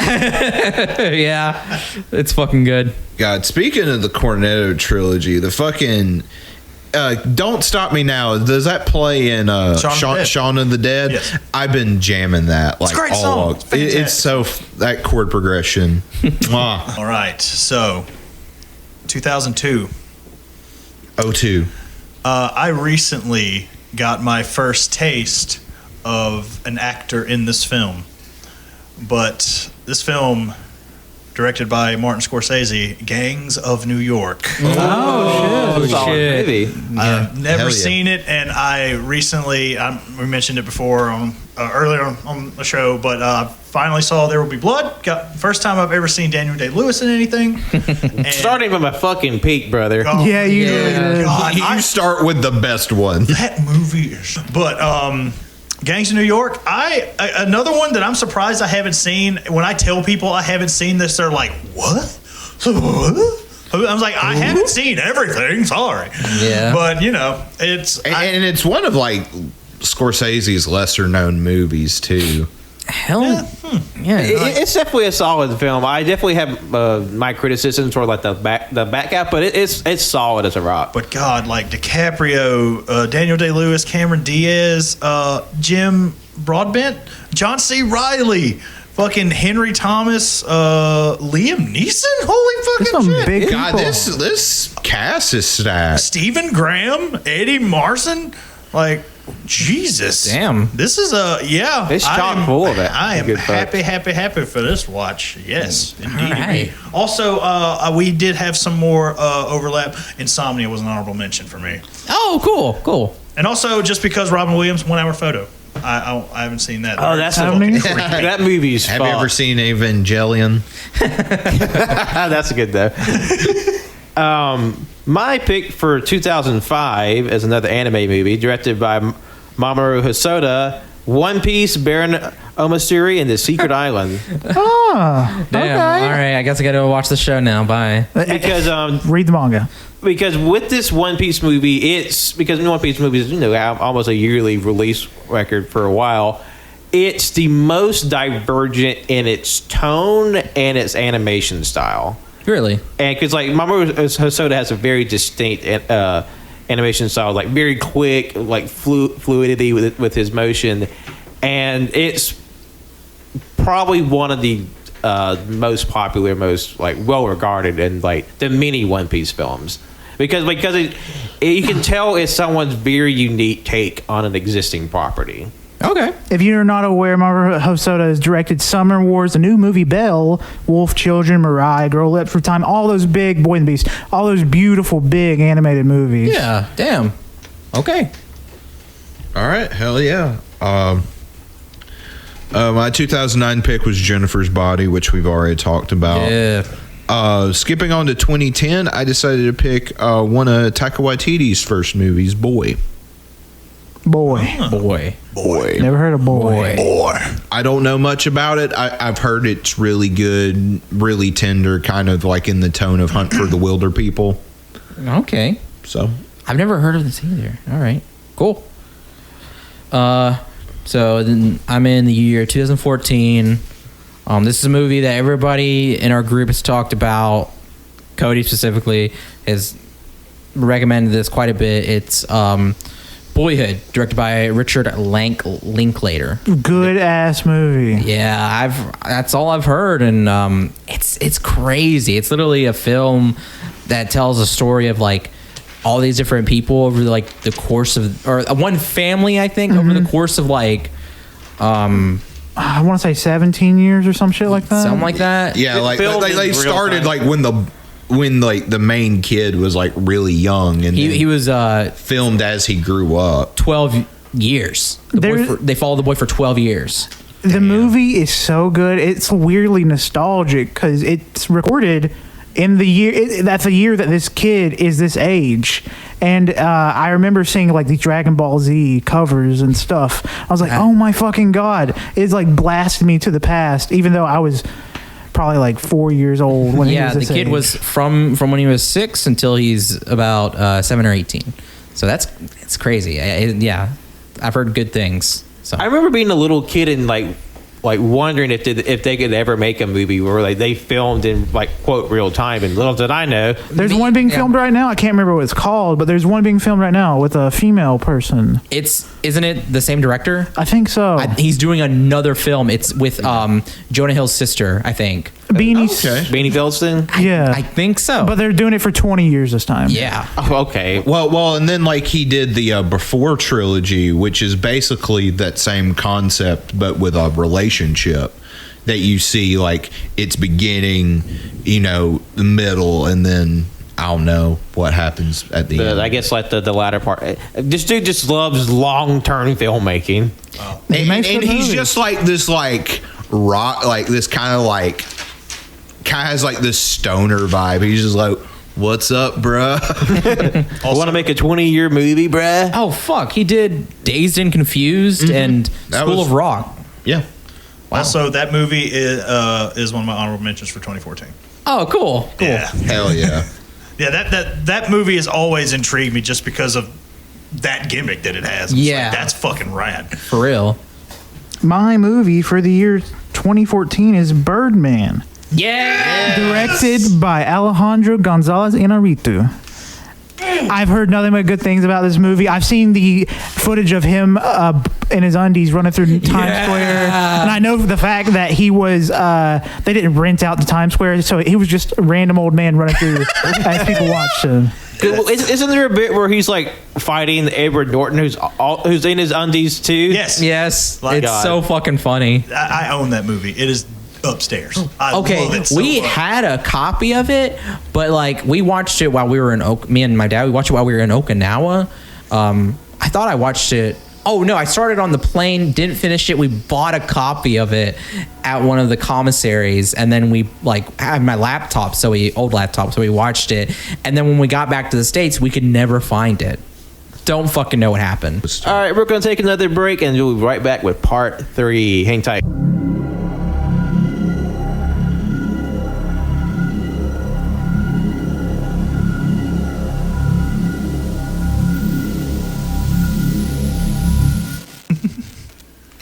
Welcome back, everybody. Part 3 of our discussion of the movies from the years of our lives. And now we're at the top of the key once more. Cannon, if you would. All right. You can come now. If you were edging, now is the time to shoot your load. All right. Countdown in 5, 4. 4, 0, go, go, go, go. Go. Now eat it. Oh, Aw, damn, you missed What it. a loser. Last one to shoot. All right. Yes, So, apparently, everyone here, I'm just noticing, thinks very highly of this 2003 release.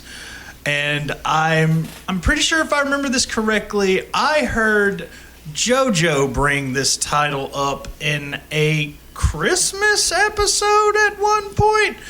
And that film is Tokyo Godfathers. Yes. That is so good. Fuck. this was the last movie that Wenzel, Tanner, and I was there. Patrick was the think- last movie we saw in I wasn't theaters. there. Joe wasn't Saw in there. theaters. It got Before a special. COVID. It got a special release at one of the AMC's here, and we watched it, and we had a fucking blast. It is Beautiful so movie. good. It's like 5 stars across the board from everybody. It's so fucking good. Yeah, I like reading the synopsis. It sounds really cool. I want to check it out. It's incredible. I would love to watch it again. Me too. It's legitimately not just like a great animated movie, a great Christmas movie. It's just a great film. It's a great film. I've been meaning to get the Blu-ray of it. And so. also, Old Boy was an honorable mention. Fair. I've never seen that. a lot heavier. a little bit. Just a little bit. But my pick for 2006 is Pan's Labyrinth. Ooh. I've never seen it, and I've been wanting to watch it for years. Who has seen it? Oh God, it is legitimately one of my favorite movies. of It's all time. also heavy. It is also really heavy. And but Joe, you have a Guillermo del Toro collection. We watched Devil's Backbone. Devil's Backbone. That was a good movie. We need to watch Chronos soon. I need to watch Chronos as well, and I need to watch Devil's Backbone. I haven't seen those. Devil's Backbone's really good too. Pan's Labyrinth. Oh, I'm so excited. So very excited to check that one out. Alrighty, let's see. I was on 2011, which Tree of Life, which I was the same as Wenzel. Hey. Moving to 2012. I don't know why. Spring Breakers. What the fuck? Oh my God! Yes. Do not look at my Letterboxd review if you already haven't, because there's a spoiler for it. I mean, it's going to be a movie. I'm not going to get upset if you spoil. Okay, can I spoil it? Is anybody here mad if I say you spoil it for it? I don't know if I'll ever see it, but go ahead. Or don't. Okay, just do it. It's fine. I don't care. James Franco sucks on a gun for what feels like it forever. It was the longest scene. Like apparently, Jane Franco fillets a gun. Yeah. Which is fuck. I want to see this movie for one reason only. Fucking Slapnuts himself, Jeff Jarrett, is in this movie. No. Wait, what? Yes. I don't know who that He's is. a former professional wrestler. Well, I guess current professional wrestler. Yeah, Yeah, I mean, he's back, I He was guess. big in like the 90s and the 2000s back in wrestling, and I think he plays like a fucking like youth pastor or some shit. in this movie. He back in the day, he used to hit people with a guitar. Yeah. Fuck. He broke 6,000 guitars, never drew a dime. That's a wrestling meme. That's part of his shtick.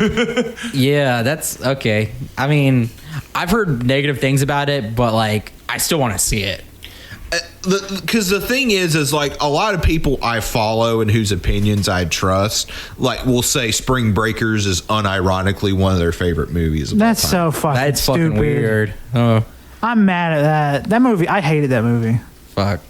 All right. So 2015 is my year right now, and I've been wanting to see this movie for a bit as well. Every movie, obviously, but this one specifically too is Spotlight, directed by Tom McCarthy. Oh, It won Best stars Mark Ruffalo, Michael Keaton, Rachel McAdams, Liev Schreiber, Stanley Tucci. Yeah, and it is about a true story of how the Boston Globe uncovered the massive scandal of child molestation and cover-up within the local Catholic archdiocese, shaking the entire Catholic Church to its core. I remember seeing somebody was talking about best performances of certain actors, and one of them was Mark Ruffalo's performance in here. I'm fucking excited to see this because fuck the Catholic Church. You know, when you were saying that made me think of like that other movie about uncovering molestation in the Catholic Church that had Meryl Streep in it. Had Meryl Streep and goddamn, I can't. His name's on the tip of my tongue. God damn it. He was reincarnated in Jesse Plemons. Oh, Matt Damon? No. God damn it. I don't fucking know who you're talking about. Reincarnated Jesse Plemons? That's Matt Damon. Philip Seymour Hoffman. Oh! God damn, that took so long. That felt like I was watching you poop. It felt like it just like a mental poop. But to be fair, watching like a dog or a cat poop's kind of funny. Well, Patrick's a person. Yeah, but I'm not gonna laugh at that. Another one that made the honorable mentions list. I want to see that one too. Yeah. My movie I picked for the year of our Lord 2015 is directed by someone that's in a little dookie fire water now because of his latest movie. But I liked his older movies. The movie is The Big Short, directed by Adam McKay. Okay. I love Anchorman movies. I fucking love them.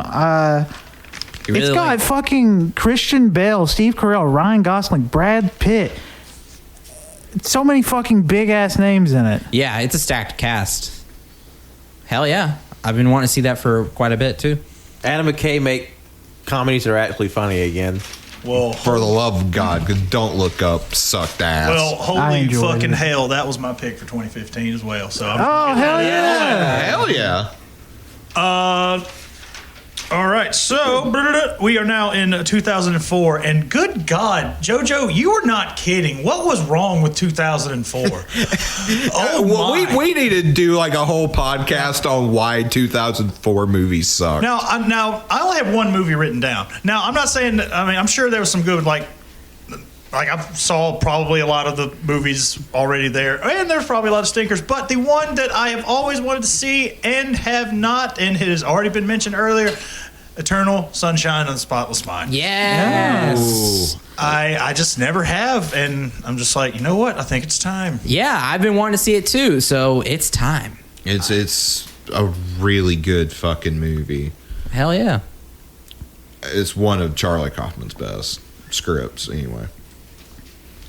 All right. My pick for 2007 is another anime film by Masahiro Ando, Sword of the Stranger. Oh, I've been wanting to watch this movie. Yeah, I remember seeing this on like, throwback, Attack of the Show. They on G4 they had like a showcase of like upcoming movies, and this was on it. And there was if it's the same movie, there's a sequence of the main character like running through like this series of scaffolding that just fucking blew my mind. I think it is. Hell yeah.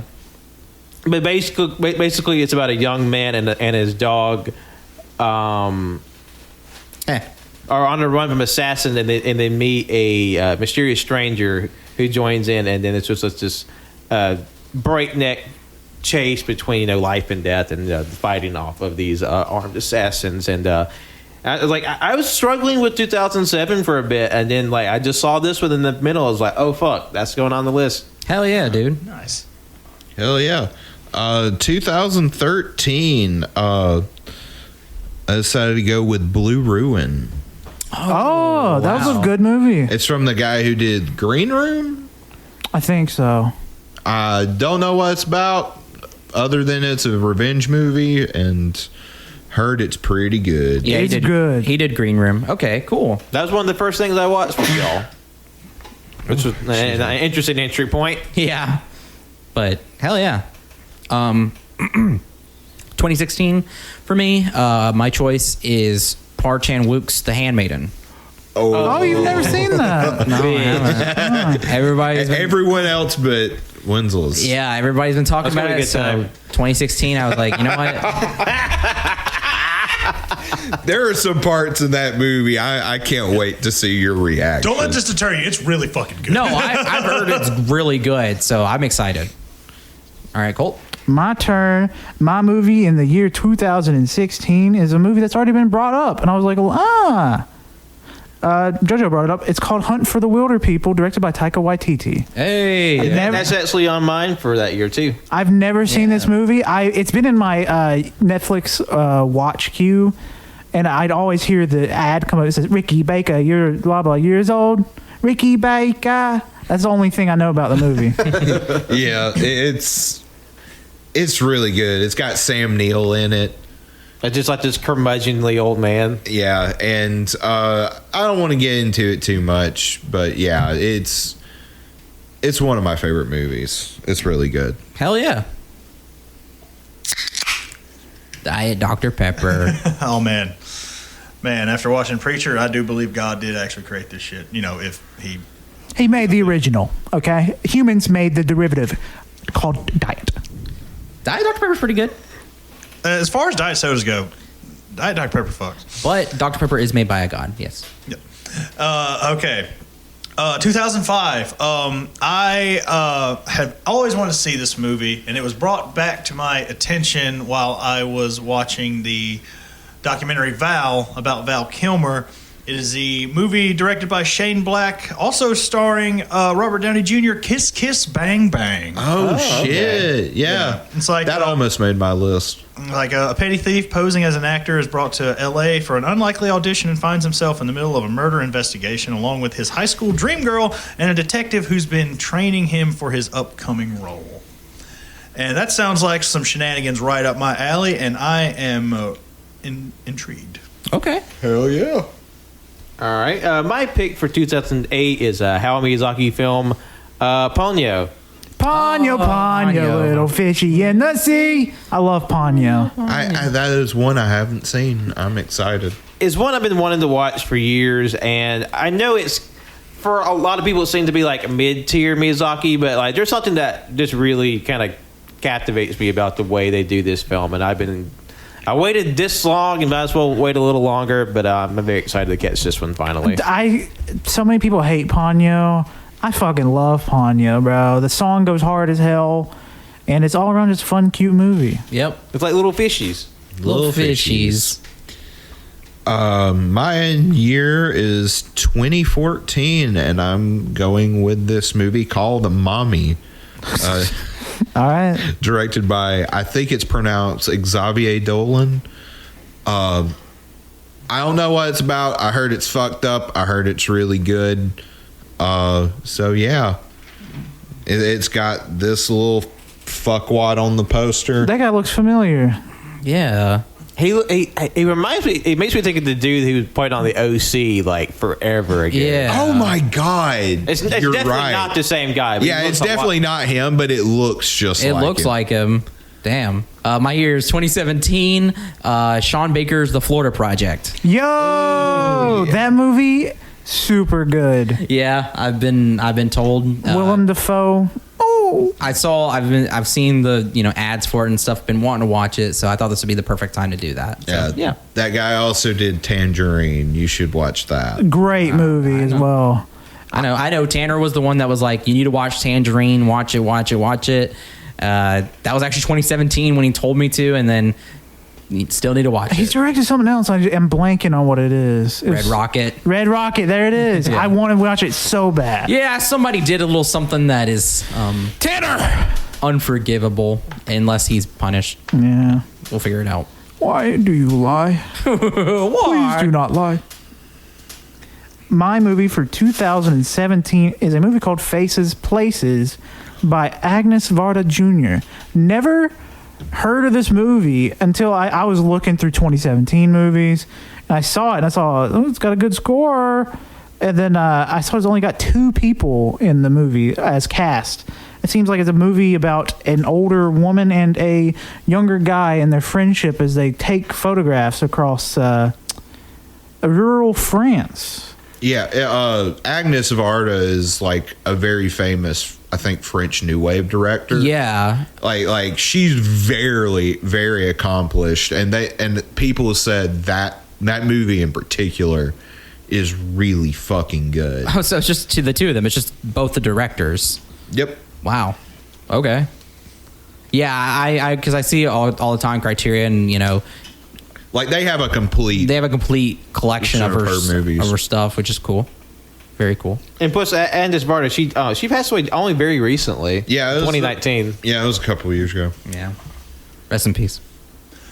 All right. This movie was mentioned earlier. I don't know if it was somebody's pick or if it was just mentioned, but 2006's Pan's Labyrinth. Oh, But that was mine. Okay. That was Pat's. Well, you want me to just go and skip to next year? Yeah. Yeah. Okay. That's what we've been doing. In that case, we are going to 2007, and I have always heard rumblings about this movie, yet I still don't even know what it is. And I've been, especially, with us watching Scream, and now I have the Friday the 13th, like everything, Jason. I've been on kind of like a, I guess kind of sort of older, more so like a golden age of horror, even though this isn't really a golden age, but I don't know shit about it. However, I've always been interested in checking out Trick or Treat. Oh, Trick or Treat. That's another movie I want to check out. It's fun. It's very fun. It's very popular, very well regarded in the horror community. JoJo and I watched it a couple years ago. I just know it came with a lot of hype because so many people in the horror fandom love this movie. It's an anthology film. Okay. Yeah. I liked it. I enjoyed it. I could see somebody wasn't too happy with it. I didn't care for it too much, but for me, it might just be a hype backlash thing because it was so drummed up, and it's it's a fine little movie, but I didn't dislike it. I didn't regret watching it. Yeah, but just know maybe temper expectations a little bit, but it's still a good movie. I've watched some dog shit horror anthologies. It can't be that bad. I mean, it can't be worse than VHS Viral. It really can't. God, that movie's so bad. There's some really bad horror anthologies. Obviously, Trick or Treat is on the higher end of that spectrum. And the bottom is like ABC's of Death. Hey, the first one's good. Everything after is not. Was it though? Yeah. I mean, there were some segments that were good, but most of them were doo-doo. I don't agree. We need to watch it again. Yeah. Just to prove. All right. Have fun. My pick for 2009, I bitch struggled in 2009, let me tell you. And I found one that I'm kind of it's not acclaimed, but I just had a little bug. You know what? This has an interest because I saw it on a DVD preview that we watched, Ken, Joe, and I. It's 2009's Pandorum, a sci-fi horror movie starring Ben Foster. Oh man, Never heard of it. It's very Dead Spacey in the fact that it's in space, but everything's gross and dark and grimy, and it gets into a very surreal aspect of it. And Ben Foster's a really good actor. it's all right. It's been a while since I've seen it. God, I've seen it 3 times though. Fuck. Yeah. And plus, I couldn't find anything else for this year, so I'm like, you know what? Fuck it. Here we go. Here's a dark horse pick for this year. Sure, why not? Hell yeah. Alrighty. 2015. I went with The Lobster. Okay. Cool. Haven't seen it. I saw Killing of the Sacred Deer. I don't know if I like that movie or not. It's weirdly funny, and I don't know how much of it's intentional, but I like we said earlier, it's a very divisive. The Lobster's very divisive. Cody fucking hates it. I remember him talking mad shit on it too. Yeah. I think he said he was liking it, and then it takes a turn about halfway through, and he's he didn't like it after that. But I'm interested to see where I fall on that. Me too. I've been wanting to watch it. 2018. I chose Alfonso Cuarón's Roma. put you in a coma. That very good movie. I don't know why. I only say it because it's a song lyric, and Yeah, every I time know. it gets brought up. Even though I hadn't even watched the movie, I was like, that seems like a very not good lyric. It's a comedy song. It's not meant to be fucking serious. Anyway, I want to watch Roma. I have the Criterion of it, and like, I mean, I've been meaning to watch it for a while because like when it came out, that's what everybody was talking about was Roma. It should have won Best Picture. Yeah, and that too. So yeah, I'm very excited to see it. The movie I picked for 2018 was one that I remember going to the theater and seeing the ad for it over and over and over again. I'm deciding I'm going to watch it now. And the movie is Searching, directed by Anish Chaganty. You probably do not remember it, but Searching. if you see the poster, I remember it. Man. Oh fuck yeah! he's looking for his daughter. Yeah. John Cho. The thing is, though, is that like when I first saw it, I was like, man, you know, I'm not really interested. But then when it came out, people were like, it's actually pretty damn good. Yeah. This movie, like all of it was filmed on like different like phones and devices, right? It wasn't like an actual like camera. Yeah, I think so. It was like on a webcam and stuff. Yeah.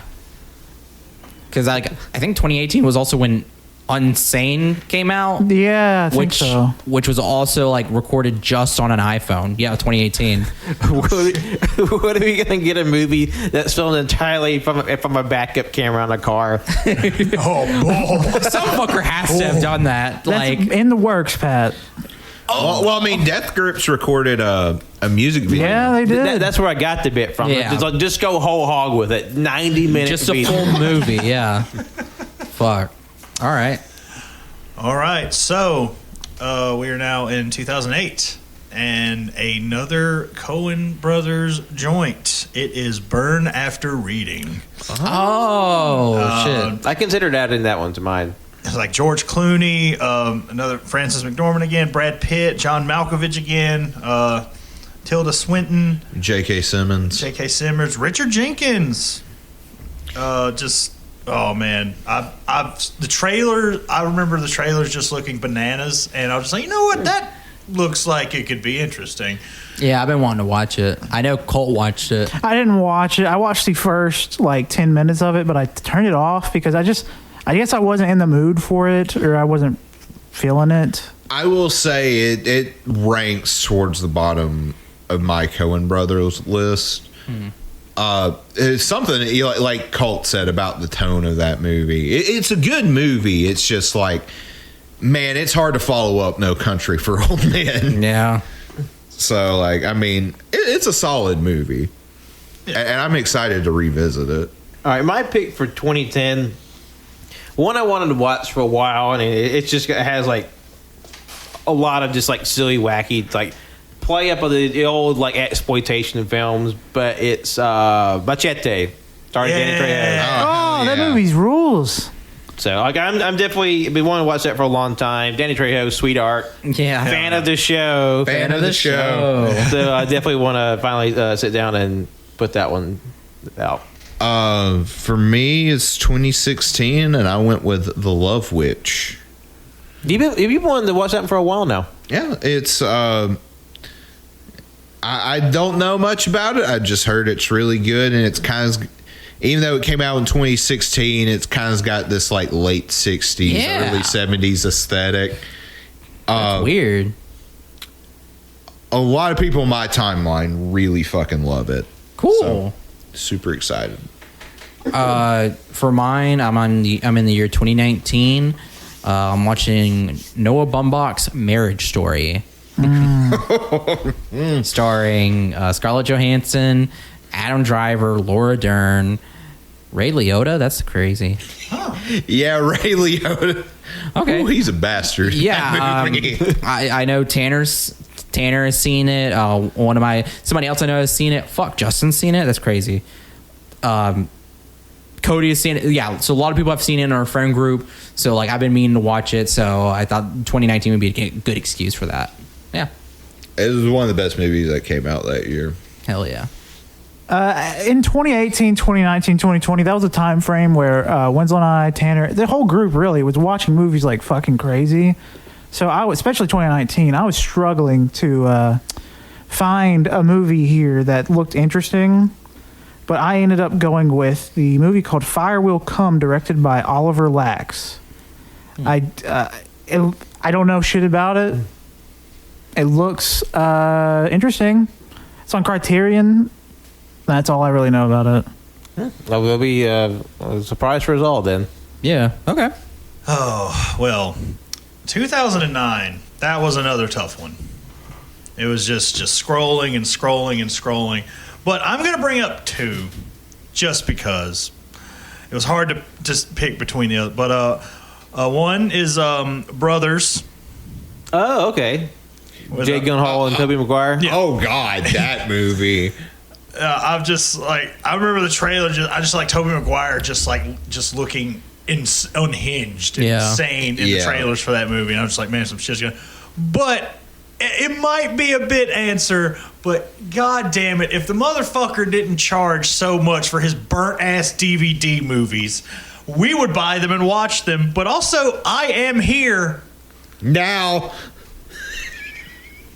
Now, there's literally dots in the title. Neil Breen. Oh my! It is. I am here. Ellipses now. I swear to God, if he would just nut up and put all of his movies in a set, say like I don't fucking know, like 30. He charged like $30 a pop for some burnt ass DVDs in a jewel case. I was like, fuck that. Put them all in a set for $30. I'll think about it. Just for the bit. But just think. I mean, the rest of that money is going to go to fuel his next project, Ken. I mean, all I'm saying is... he's going to continue to give us joy. Just please, if you don't know anything about this man, there are several YouTube channels have made videos about his work. Please go watch them. Red Letter Media has one.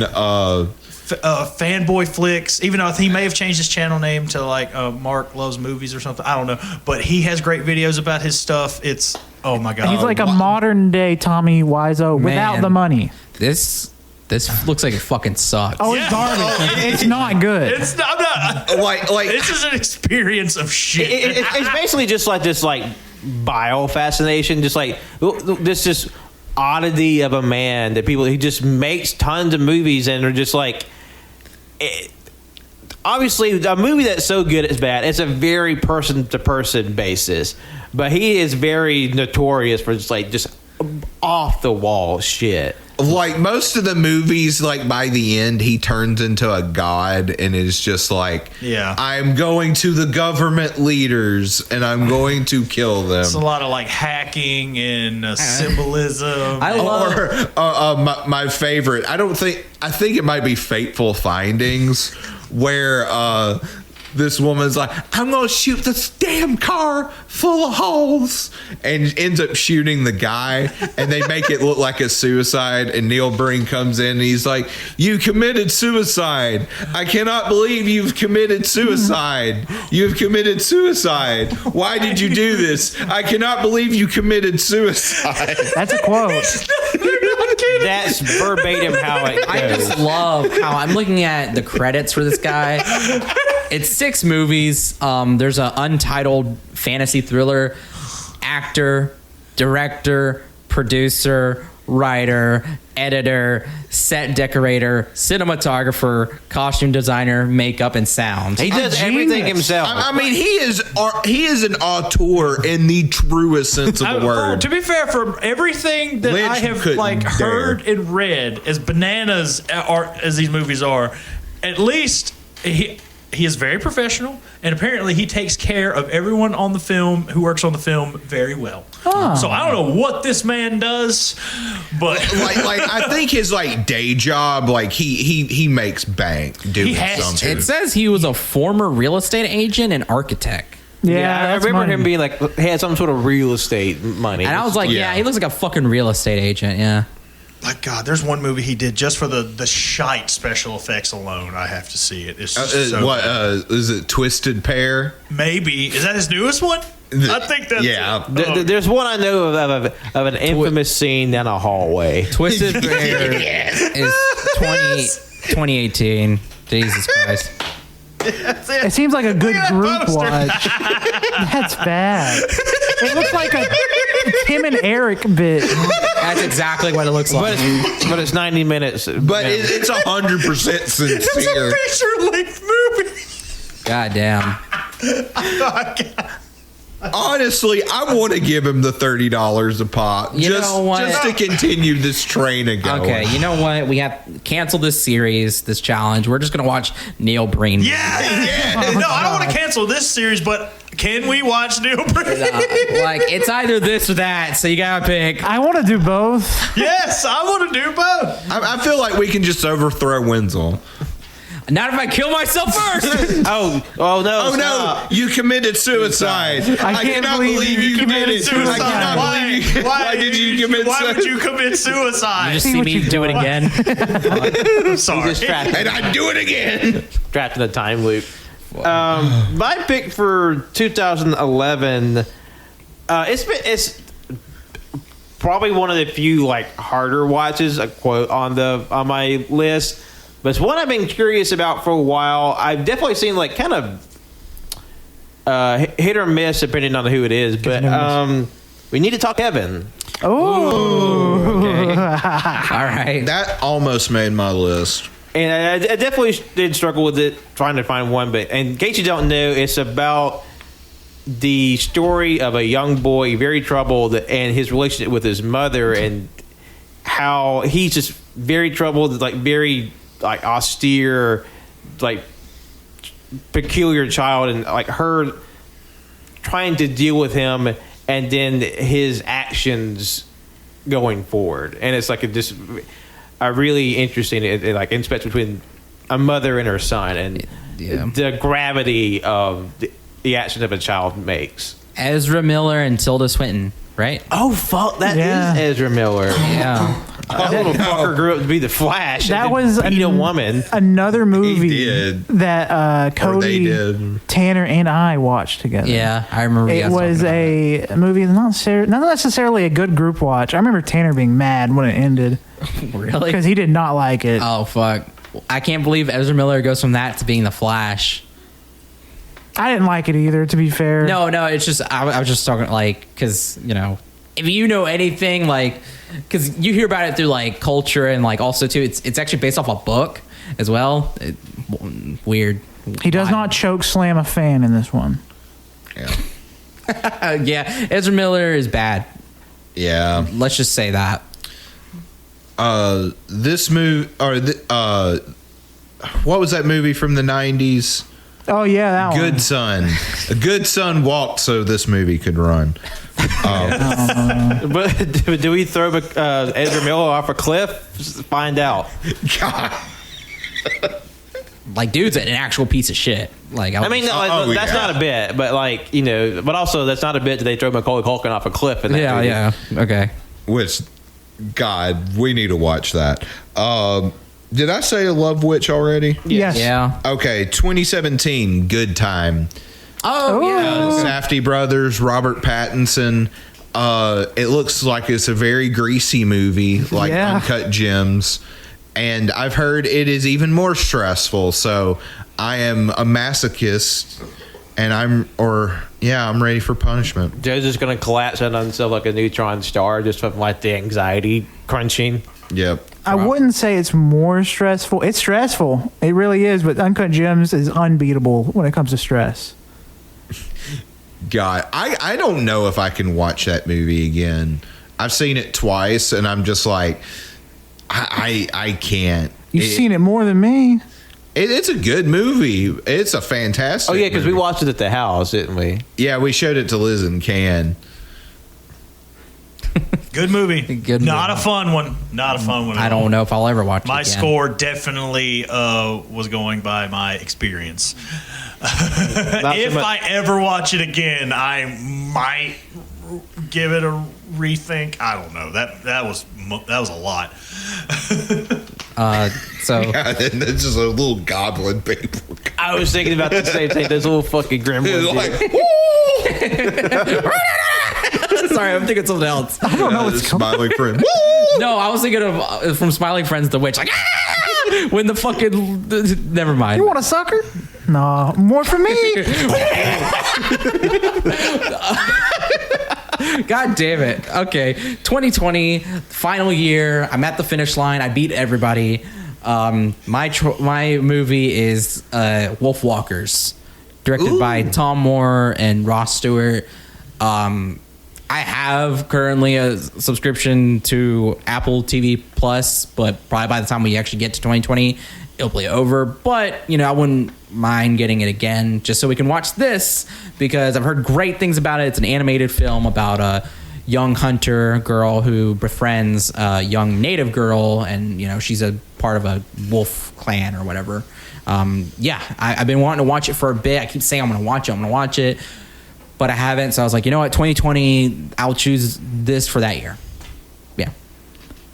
Ooh. My final movie, the year 2020, is a sad one. Dick Johnson is Dead. Directed by Kirsten Johnson. It's about Dick Johnson is not really dead. It's a movie that she made with her father.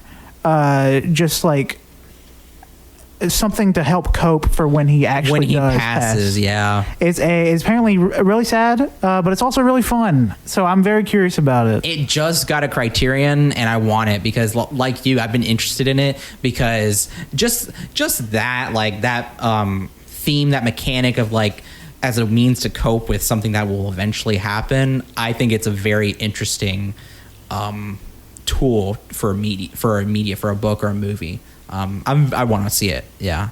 Hell yeah. Fun cover too, if you've seen the Criterion. Yeah. It's just his head with like a crossbones underneath it, and he's smiling. It's fucking good. Well, we are now in 2010 for me, and it's a movie that I've always been interested in checking out. It is directed by and starring Ben Affleck. It's The Town. That's a really good movie. I've never seen really it. good. Yeah. Man, it's been a while since I've seen Also, it. Ben Affleck's big as fuck in that movie. Yeah, He's huge. Prepping for Batman. Batman Prepper. Hell yeah. Yeah, I'm excited. All right, my pick for 2012 is another Mamoru Hosoda film, and it's Wolf Children. Yes. I've been wanting to watch that. I've been movie. wanting to watch it too. Hell yeah. Good excuse. Basically, it's about a woman who falls in love with a werewolf, and when her lover unexpectedly dies, she must find the strength to raise her half-wolf children, and it's just sort of like an exploration of grief, and watching this family run happily through a field of flowers, while also transforming into little cute wolf people. Yeah. So it's one I've been wanting to watch for a while now, and I've heard good things about it. Yep. For me, at 2018, and I decided to go with Gaspar Noé's movie Climax. Oh, yes. It's about these young dancers. They gather in this area, and they all drop acid, and they start dancing, and then they start having a real bad trip, and shit goes wrong. People I follow, they're divided. There's people who really love it, and there's people who fucking hate it. Mm-hmm. Yeah. And that's the way with most of Gaspar Noé's work, from what I understand. It was a A24 published picture as well, so that's what got me interested. Hell yeah, excited. Well, 2011, one that I have, I've been wanting to do this for a while now. I'm just going to read the tagline. Y'all are going to know. It's fine. One ruthless crime lord, 20 elite cops, 30 floors of hell. Oh, yeah! The Raid! Yeah! I haven't seen that, but I've been wanting to so bad. Yeah. Okay. That almost made my list. All right. I should... okay. You know what? Well, that was 2011, right? Yes. Fuck that Kevin movie. Raid in. You're reading the Raid! Yes! The Raid is so fucking good. I tried. It was a bad time to do it, but I tried to show Colt, Tanner, and Cody this movie, but for some reason they were like, yeah, let's watch it in the morning. That was fucking Cody and Tanner. That wasn't me. Cody and Tanner, they were like, this is boring. Let's watch something else. Motherfucker, we haven't even gotten to the fucking fighting. No, they were just like, we need to watch something else. That was one of the first times you came over too, and I was Yeah. like, "Damn, you're being assholes." Also, that came down to two for me. It came down between The Raid and Drive. I do want to see Drive. Drive rules. Drive is good. That's a tough choice. Yeah. And I think I watched another one by the same guy. The Night Comes for Us is on Netflix. Yes, you have. You have. Yeah, that movie made me like yelp. That's a good movie, but fuck, it's brutal. Fuck. Especially toward the end with a box cutter. Fuck me. Bloody as fuck movie. Goddamn. All right, my pick is another harder watch for 2013. I chose a Denis Villeneuve film, Prisoners. Oh, Yes, Prisoners. absolute banger of a movie. Paul Dano. Paul Dano, Hugh Jackman, Jake Gyllenhaal, fucking good. Yep. Oh, fuck me. What's his name? He's in it too. He played Polka Dot Man. that guy. Yeah, he's in it too. He's really good. David Dasmalkin. Yeah. Basically, like a father's young daughter goes missing. He gets involved in investigation with a detective, and then shit starts happening. Yeah. It's really fucking good. Really fucking good. That made my honorable mentions. I want to see that movie. All right, 2019. Like everyone, like Colt said earlier, like that year we watched like so many movies that came out and saw most of like what I wanted to see from that year. So I had a hard time coming up with something. However, as I was getting towards the bottom of the list, I saw this one movie that I remember seeing a video about from Dan Olson in 2019 when it came out, just explaining the plot of this movie and how fucking stupid it is. And it's called Serenity. I've heard of this. It has Matthew McConaughey and Anne Hathaway. Oh, bitch. I'm not going to tell y'all anything God about damn it. It has something that happens that I'm excited to see everyone's reaction. Okay. All right. I've heard tell of that fucking movie. And it's apparently just atrociously garbage. Like, it came out like the smack dab the middle of January. All right. I am a sucker for. I mean, and granted, I don't even know if it's like good found footage in this case, but I do like good found footage, and I've always wanted to give 2012's Chronicle a gander. Oh, I remember watching that when it came out. Hell yeah. Okay. Heard good things about it. I mean, and when I forget that, like, all those actors are like grown men and they're like well known now, it's like funny to think. Yeah, it's a solid movie. My next pick is another Jake Gyllenhaal film from 2014, Nightcrawler. Ooh. That's one of my. I think that's my favorite role he's done. He's so good. In So fucking good. It's Jake Gyllenhaal, Riz Ahmed. Oh, really fucking solid movie. Great. Basically, it's just like slimy cameraman who's just like looking for the next story, and then he's basically about him like pushing the line between finding the story and like starting a story. Yeah, it's really fucking good. I mean, So good. it's what those kind of guys are called. They're called night crawlers, Yeah. and it's really cool. There's also a good American Dad bit where some of the family is like, "Let's be night crawlers." It's so fucking funny. That was my pick for 2014. Hell yeah, dude. Alrighty, I'm at the end of my list Oh here. shit! It's the elder statesman now. At 2020, this was a movie I wanted to see but didn't really get a chance to, and that was Kajillionaire. Yes. Sorry, I'm yelled so at us. excited. I know. Kajillionaire is really fucking good. Directed by Miranda July. Oh, so good.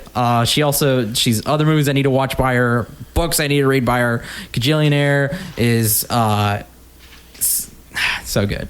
So good. That's my list. Ooh, all right. And then there were two, and then it's just going to be one for a little bit, I guess. Yeah.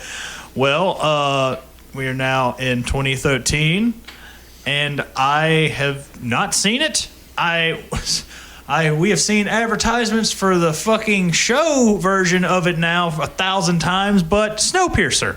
Ooh. Yes. I Never remember seen like it. taking a journey to see Snowpiercer because they was like there was one theater way up in North Alabama that was playing it. I remember my dad bought it for us on DVD and we watched it. It was so good. I love Chris Evans. Yeah, I want to read the graphic novel too. Me too. Yeah. It's like there's so many versions. So Apparently the show's decent. Bong Joon-ho? Yes. Yeah. Yep. Bong Joon-ho and Kar Wai, right? Wong Kar-wai. Wong Kar-wai. Probably the two most popping in for this episode. Yeah. For real. I mean, for good reasons. True. I had a couple for 2015. In case the first one was like a little too woo or whatever. But directed by Guy Ritchie, The Man from U.N.C.L.E. Oh, okay. yeah. Okay. Starring Henry Cavill and alleged cannibal Armie Hammer. Uh-oh. That almost made my list. I do want to watch it though. Who's the I female? heard it's actually a really solid movie. Who's the female lead? Huh? Female lead? Hold on. Alicia Vikander. Oh, okay. Yeah. I don't recognize that name. She was in, she was in The Green Knight and Ex Machina. and Tomb Raider. Yeah, she was Tomb Raider. Yeah. Really great actress. Oh well, okay, well. The other was The Witch. Well, we've already established 2014 was Nightcrawler. Damn. That's good. Sorry. No, it's fine. I'm sorry. I didn't mean to. No, you didn't interrupt me or anything, but when he said The Witch, I was like, fuck. Okay. And I guess we're gonna skip 2015 as well because my pick was also The Big Short. Yeah. Oh, yeah. But I do want to take this moment. I was reminded that 2015, the movie that I brought up, Cop Car, came out. Mm-hmm. Like, I'm interested to hear y'all's take on that. You brought movie. it up on one of our banter episodes at the top of the year. Yeah. One you watched on your marathon back at your hometown. Yeah, it was like John. Was it John Watts? Yeah, John Watts movie, and yeah, Yeah, it's on my watch list. and now 2016. Oh man, I had some picks here, but I ultimately chose, and let me pull it up so I can at least say that. Sorry. Oh man, I'm gonna fuck this name up. 2016's Train to Busan by Train to Busan. Train to Busan. Yeah. Busan, sorry. Shit. No, you're fine. Banger zombie movie. It really is. Yeah. That's what got me. I was just like, what made me want to see it. I saw like, obviously not a U.S. release, but a banging ass steelbook for it, and it's just a dude with like a book and a zombie just like with his jowls on the book, like trying to get to him. And I was like, wow, this looks fucking rad. And I've heard a lot of great things about it. It's been hyped up so much. I need to watch it. It's very good. It's one of the most like famous zombie movies come out in the last like 10 years. Yeah. I'm a sucker for a good zombie flick, let me tell you. True. Hell, I'm a sucker for a bad zombie flick. Who am I kidding? You and I are in the same book. Everybody else is tired of zombie movies. I could watch a bad zombie movie but any day. You're more onto zombie video games. There's a difference. No, I love bad zombie movies too. Okay, bad zombie movies. Do y'all remember that sci-fi zombie movie with Ving Rhames where he fights a zombie saber-toothed tiger at the end? No. I have no clue what that is. I remember that. I don't remember the movie. I just remember that. Army of the Dead had a zombie tiger. Yeah. Oh, bitch. Oh, fuck, really? Yeah. Oh, fuck, that's a spoiler. Oh, I think it's... No. It's in the trailer. It's in the trailer. It's in the trailer. There is a... God damn it. What is that fucking movie? There is a zombie movie that's a zombie western, but it's... here it is. The Dead 7. It's a zombie western, but most of the cast is like the Backstreet Boys with a couple NSYNCers in there. I forgot about that movie. Fuck. We need to watch that. I really want to watch that. That looks like it would be a fun bad watch. But my 2016 pick was already mentioned, Hunt for the Wilder People. Nice. But I'm go on to my 2017 pick. Everybody in the fucking planet has seen this movie. Yep. I've somehow managed to dodge spoilers, but Get Out by Jordan Peele. Whoa, you haven't seen Get Out? I thought you were going to say something else. I've yet to see it. I saw Us, but I haven't seen Get Out. But I want to see Nope. Nope can be fucking fun. Notebook is Oh, great. no, it looks so good. I'm excited. Well, wow. 2017 was actually a chonker for honorable mentions for me. Good Time was on there. Jumanji, Welcome to the Jungle. Still haven't seen that. 3 Billboards Outside of Ebbing, Missouri. Yeah. Coco. Oh, Coco's so good. But the one that I cannot believe I haven't knocked off the list yet. 2017, Edgar Wright's Baby Driver. Yeah. Okay. We watched that for a banter weekend a few years back. We did. A lot of people in that movie are criminals in real life. Yeah, recently, I guess you can add a third one to But that. let me ask Even this, the Baby Driver is. Let me ask this. Does it make me a criminal to watch sex? No. Okay. Just making sure. Just making I mean, like, if you're trying to, like, literally jail people for watching movies, like, you know, touch grass. It's a good movie, but it's Just know hard there are not to people think who about. done it. Yeah. It's just- I it's know. That prick bag was one of my favorite actors. Yeah, Yeah. he really And then was. Ansel- Ansel Elgort. He's a rapist. Allegedly. Ansel Elgort's the Baby Driver. Oh God. Okay. He's He had some, like, sexual misconduct. sexual misconduct, and then John Hamm. Damn. Fuck, I forgot he was. I mean, but then, like, that, because that came out of a meme, I didn't know where people were like, oh, we're canceling John Hamm now. No. I mean, if he hasn't done anything bad since, you know, good, but that's still dragging a dude by his nuts with a claw hammer. It's pretty intense. Yeah. But John Bernthal's in it though, which is good. Yeah. Nice. I love Fuck him. Yes. Yeah. The only pure one of the bunch. He loves dogs. And my 2018, I had a hard time going through 2018 because we're getting to the point where, like we said before, we're actively watching a lot of movies. But I settled on Isle of Dogs. Yeah. Oh man, I was literally thinking about Isle of Dogs today. I was like, man, it's been so long since we've seen that. I fucking love We saw Isle that of in Dogs. theaters, I was about man. to say, I remember y'all going Which to is see it. fucking weird because like they showed that in theaters and then the French Dispatch never fucking came to any Yeah. theater near us. It just shows dogs are more universal than the French. True. Well, I guess maybe because it was stop motion animated, they were like, kids maybe might watch this too. I guess technically, I mean, I don't know. I mean, I mean, it just seems like a little grimy for a kids movie. I mean, about as much as a kids movie as Mr. Fantastic Mr. Fox is, which, like, I don't know a single child who's seen that movie.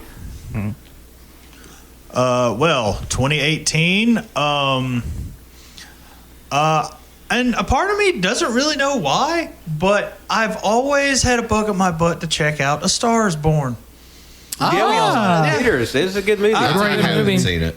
Yeah, I do want to check it. I know that song was everywhere, and I mean, hell, I'll be real, that song's fucking awesome. Soundtrack's Like- amazing. It was so funny because we had a choice. It's like because two movies were coming out that weekend. It was A Star Is Born or Venom. We made Damn, a better we fucked up choice. on that one. No, we did not. We made a good choice. Man, Venom rules. Fuck off. I love Venom. I do, but Star Is Born is better. I mean, honestly, I haven't seen it. I can probably already say that. All right. My pick for 2019 had to dig around a little bit, but I ended up settling on the Peanut Butter Falcon. Oh, that's a Okay, good movie. Man, I need to watch it. So now this is a good excuse as well. Yeah, so basically, in case you don't know, it's about a crab fisherman who takes a raft down a river with a young man with Down syndrome to a professional wrestling school in rural North Carolina, and just a little fun little adventure they have. It's a beautiful, funny It's story. Shia LaBeouf, Dakota Johnson, and the actor who plays the kid. I don't know his name, but I don't know. yeah, I've heard it's a good time. Well, I don't think I have to say much about this movie to anyone here now that I'm looking at all the ratings across the board. 2019's The Lighthouse. Finally, there you go. I mean, I think Pat now has a better idea of how I might think of it, but originally Pat thought I was gonna fucking hate this movie. I mean, I would love to be proven wrong. You know what I'm saying? I hope I enjoy it because I've been excited to check it out since the trailers. It just looks like It's so striking, and I will say, at least you will have subtitles. Yes. Because the first time we saw it in theaters, I was struggling. is it more whisper talking or something? No, Heavy accent. the accent. Accents Oh, okay. so much. Oh, it's so fucking good. Very, very like distinct, strong. I'd fuck it. Just At least tell me you like me, Lobster Lad. And I think y'all saw everything else on my. This was tough narrowing this one down. Also had Once Upon a Time in Hollywood, Jojo Rabbit, Sound of Metal, and The Irishman. Oh wow, We've seen all of them. Yeah. I know y'all seen all of those. I haven't seen any of those. We were like, that's like heavy. I mean, movie watching. shit, The Irishman could count for like 5. On Yeah. I will never fucking forget. We watched that movie after walking around for Black Friday, then climbing 8 flights of stairs. We watched this fucking 4-hour movie. At some point in the middle of it, we paused, like, oh yeah, let's get something to eat. I fall asleep. I fell asleep for 2 hours of that 4-hour movie. Like, I take a nap, and then at some point, like, I think it was JoJo or somebody was like, hey, wake up, food's here. Like, oh, and I get the food I eat, and then we watch the rest of it. exactly what happened. That was a fucking day. was fun, and then we were though. like, we're at least an hour in, right? We paused it, not like 20 minutes. We were like, fuck. It was so fucking good, though, you know? It was a fun day. You're right. Like the movie, I didn't care for it, but I had so much fun trying to stay awake. And Cody, like, wake the fuck up as I'm like snoring over here. Oh, my God. My pick for 2020, like I had to go splunking a little bit, but it was one that I got turned on to by a mutual for our show. I think it's one we all kind of follow, or at least know well enough. But it is a movie by Evan Morgan, The Kid Detective. I've never heard of that. I've never heard of it. It's one that didn't get a lot of buzz, but it got a fair amount of acclaim. But it's about a man who used to be like a child prodigy, like a child detective, like, you know, like a Hardy Boys type character. But then he grows up to become an actual detective, and it's like his life is much more lackluster. He didn't have like quite the fame of like a precocious child solving like mysteries and crimes. But then when a murder case comes across his desk, it sort of like reinvigorates that sort of drive he had as a kid, and like he goes on this like investigation to solve it, and sort of like reconnects him with his past. And I've heard really solid things about it. Sounds like it'd be a fun movie. All right, cool. Cool beans. Well, the finale, the last one. Well, I'm not gonna keep this Dog and Pony show going any longer. 2020, everyone here's seen it. I'm definitely interested to see how I feel about it after everyone scores here on Letterboxd, but it's Promising Young Woman. Definitely interested to see your take on it, because we definitely went in with a certain mind and then left with a certain mind. Yeah. We don't want to. No spoilers. No. Put All I anything know, under you. and the only thing I've only the only reviews I've listened to is what y'all said about it and like spoiler-free reviews online. But for the most part, all I'm hearing is it takes a turn that No good. is kind of I mean, I've definitely been surprised by the people who like really hold it up as like this like champion movie, like especially seeing what we saw, how the movie turns. Like, I don't know if I could feel the same, but I'm interested to see your response to it. Yeah. Yeah. It's one of those movies where kind of like it's like a better version of Don't Get Up about its issue. Like everything the movie's saying, I 100% agree with. It's just kind of the way it's presented. It kind of feels tacky, for lack of a better phrase. Also, what's Don't Get Up? Did I say Don't Get Up? I meant Don't Look Up. Oh, okay, never mind. Well, so I'm assuming I'm going to be alone on this venture. I mean, I mean, it's fine. I do want to check it out, but I mean, I'm not going to make anybody watch something they don't want to watch. there's like some really solid performances in it. Yeah. It'd be It's by no good. means a bad movie. Yeah, it's very well made. It would be better though if some certain things didn't happen. Okay, that's fair. I'd be interested in revisiting it, see if my opinions will hold up. I mean, I would like to rewatch it, but I know for a fact it wouldn't change No. because it's just that's fair. It's a pretty definitive. it's a disappointment. It's a Change. huge disappointment. I would just like to see your reaction mostly. Okay. Yeah. All right. Well, we did it. We ran through all the movies, and gonna be a humdinger for sure. So this is 3 episode hours. 0 of a long form series to come, where we will go through all the movies and give you like our actual reactions to those. But in time, we'll get to those eventually.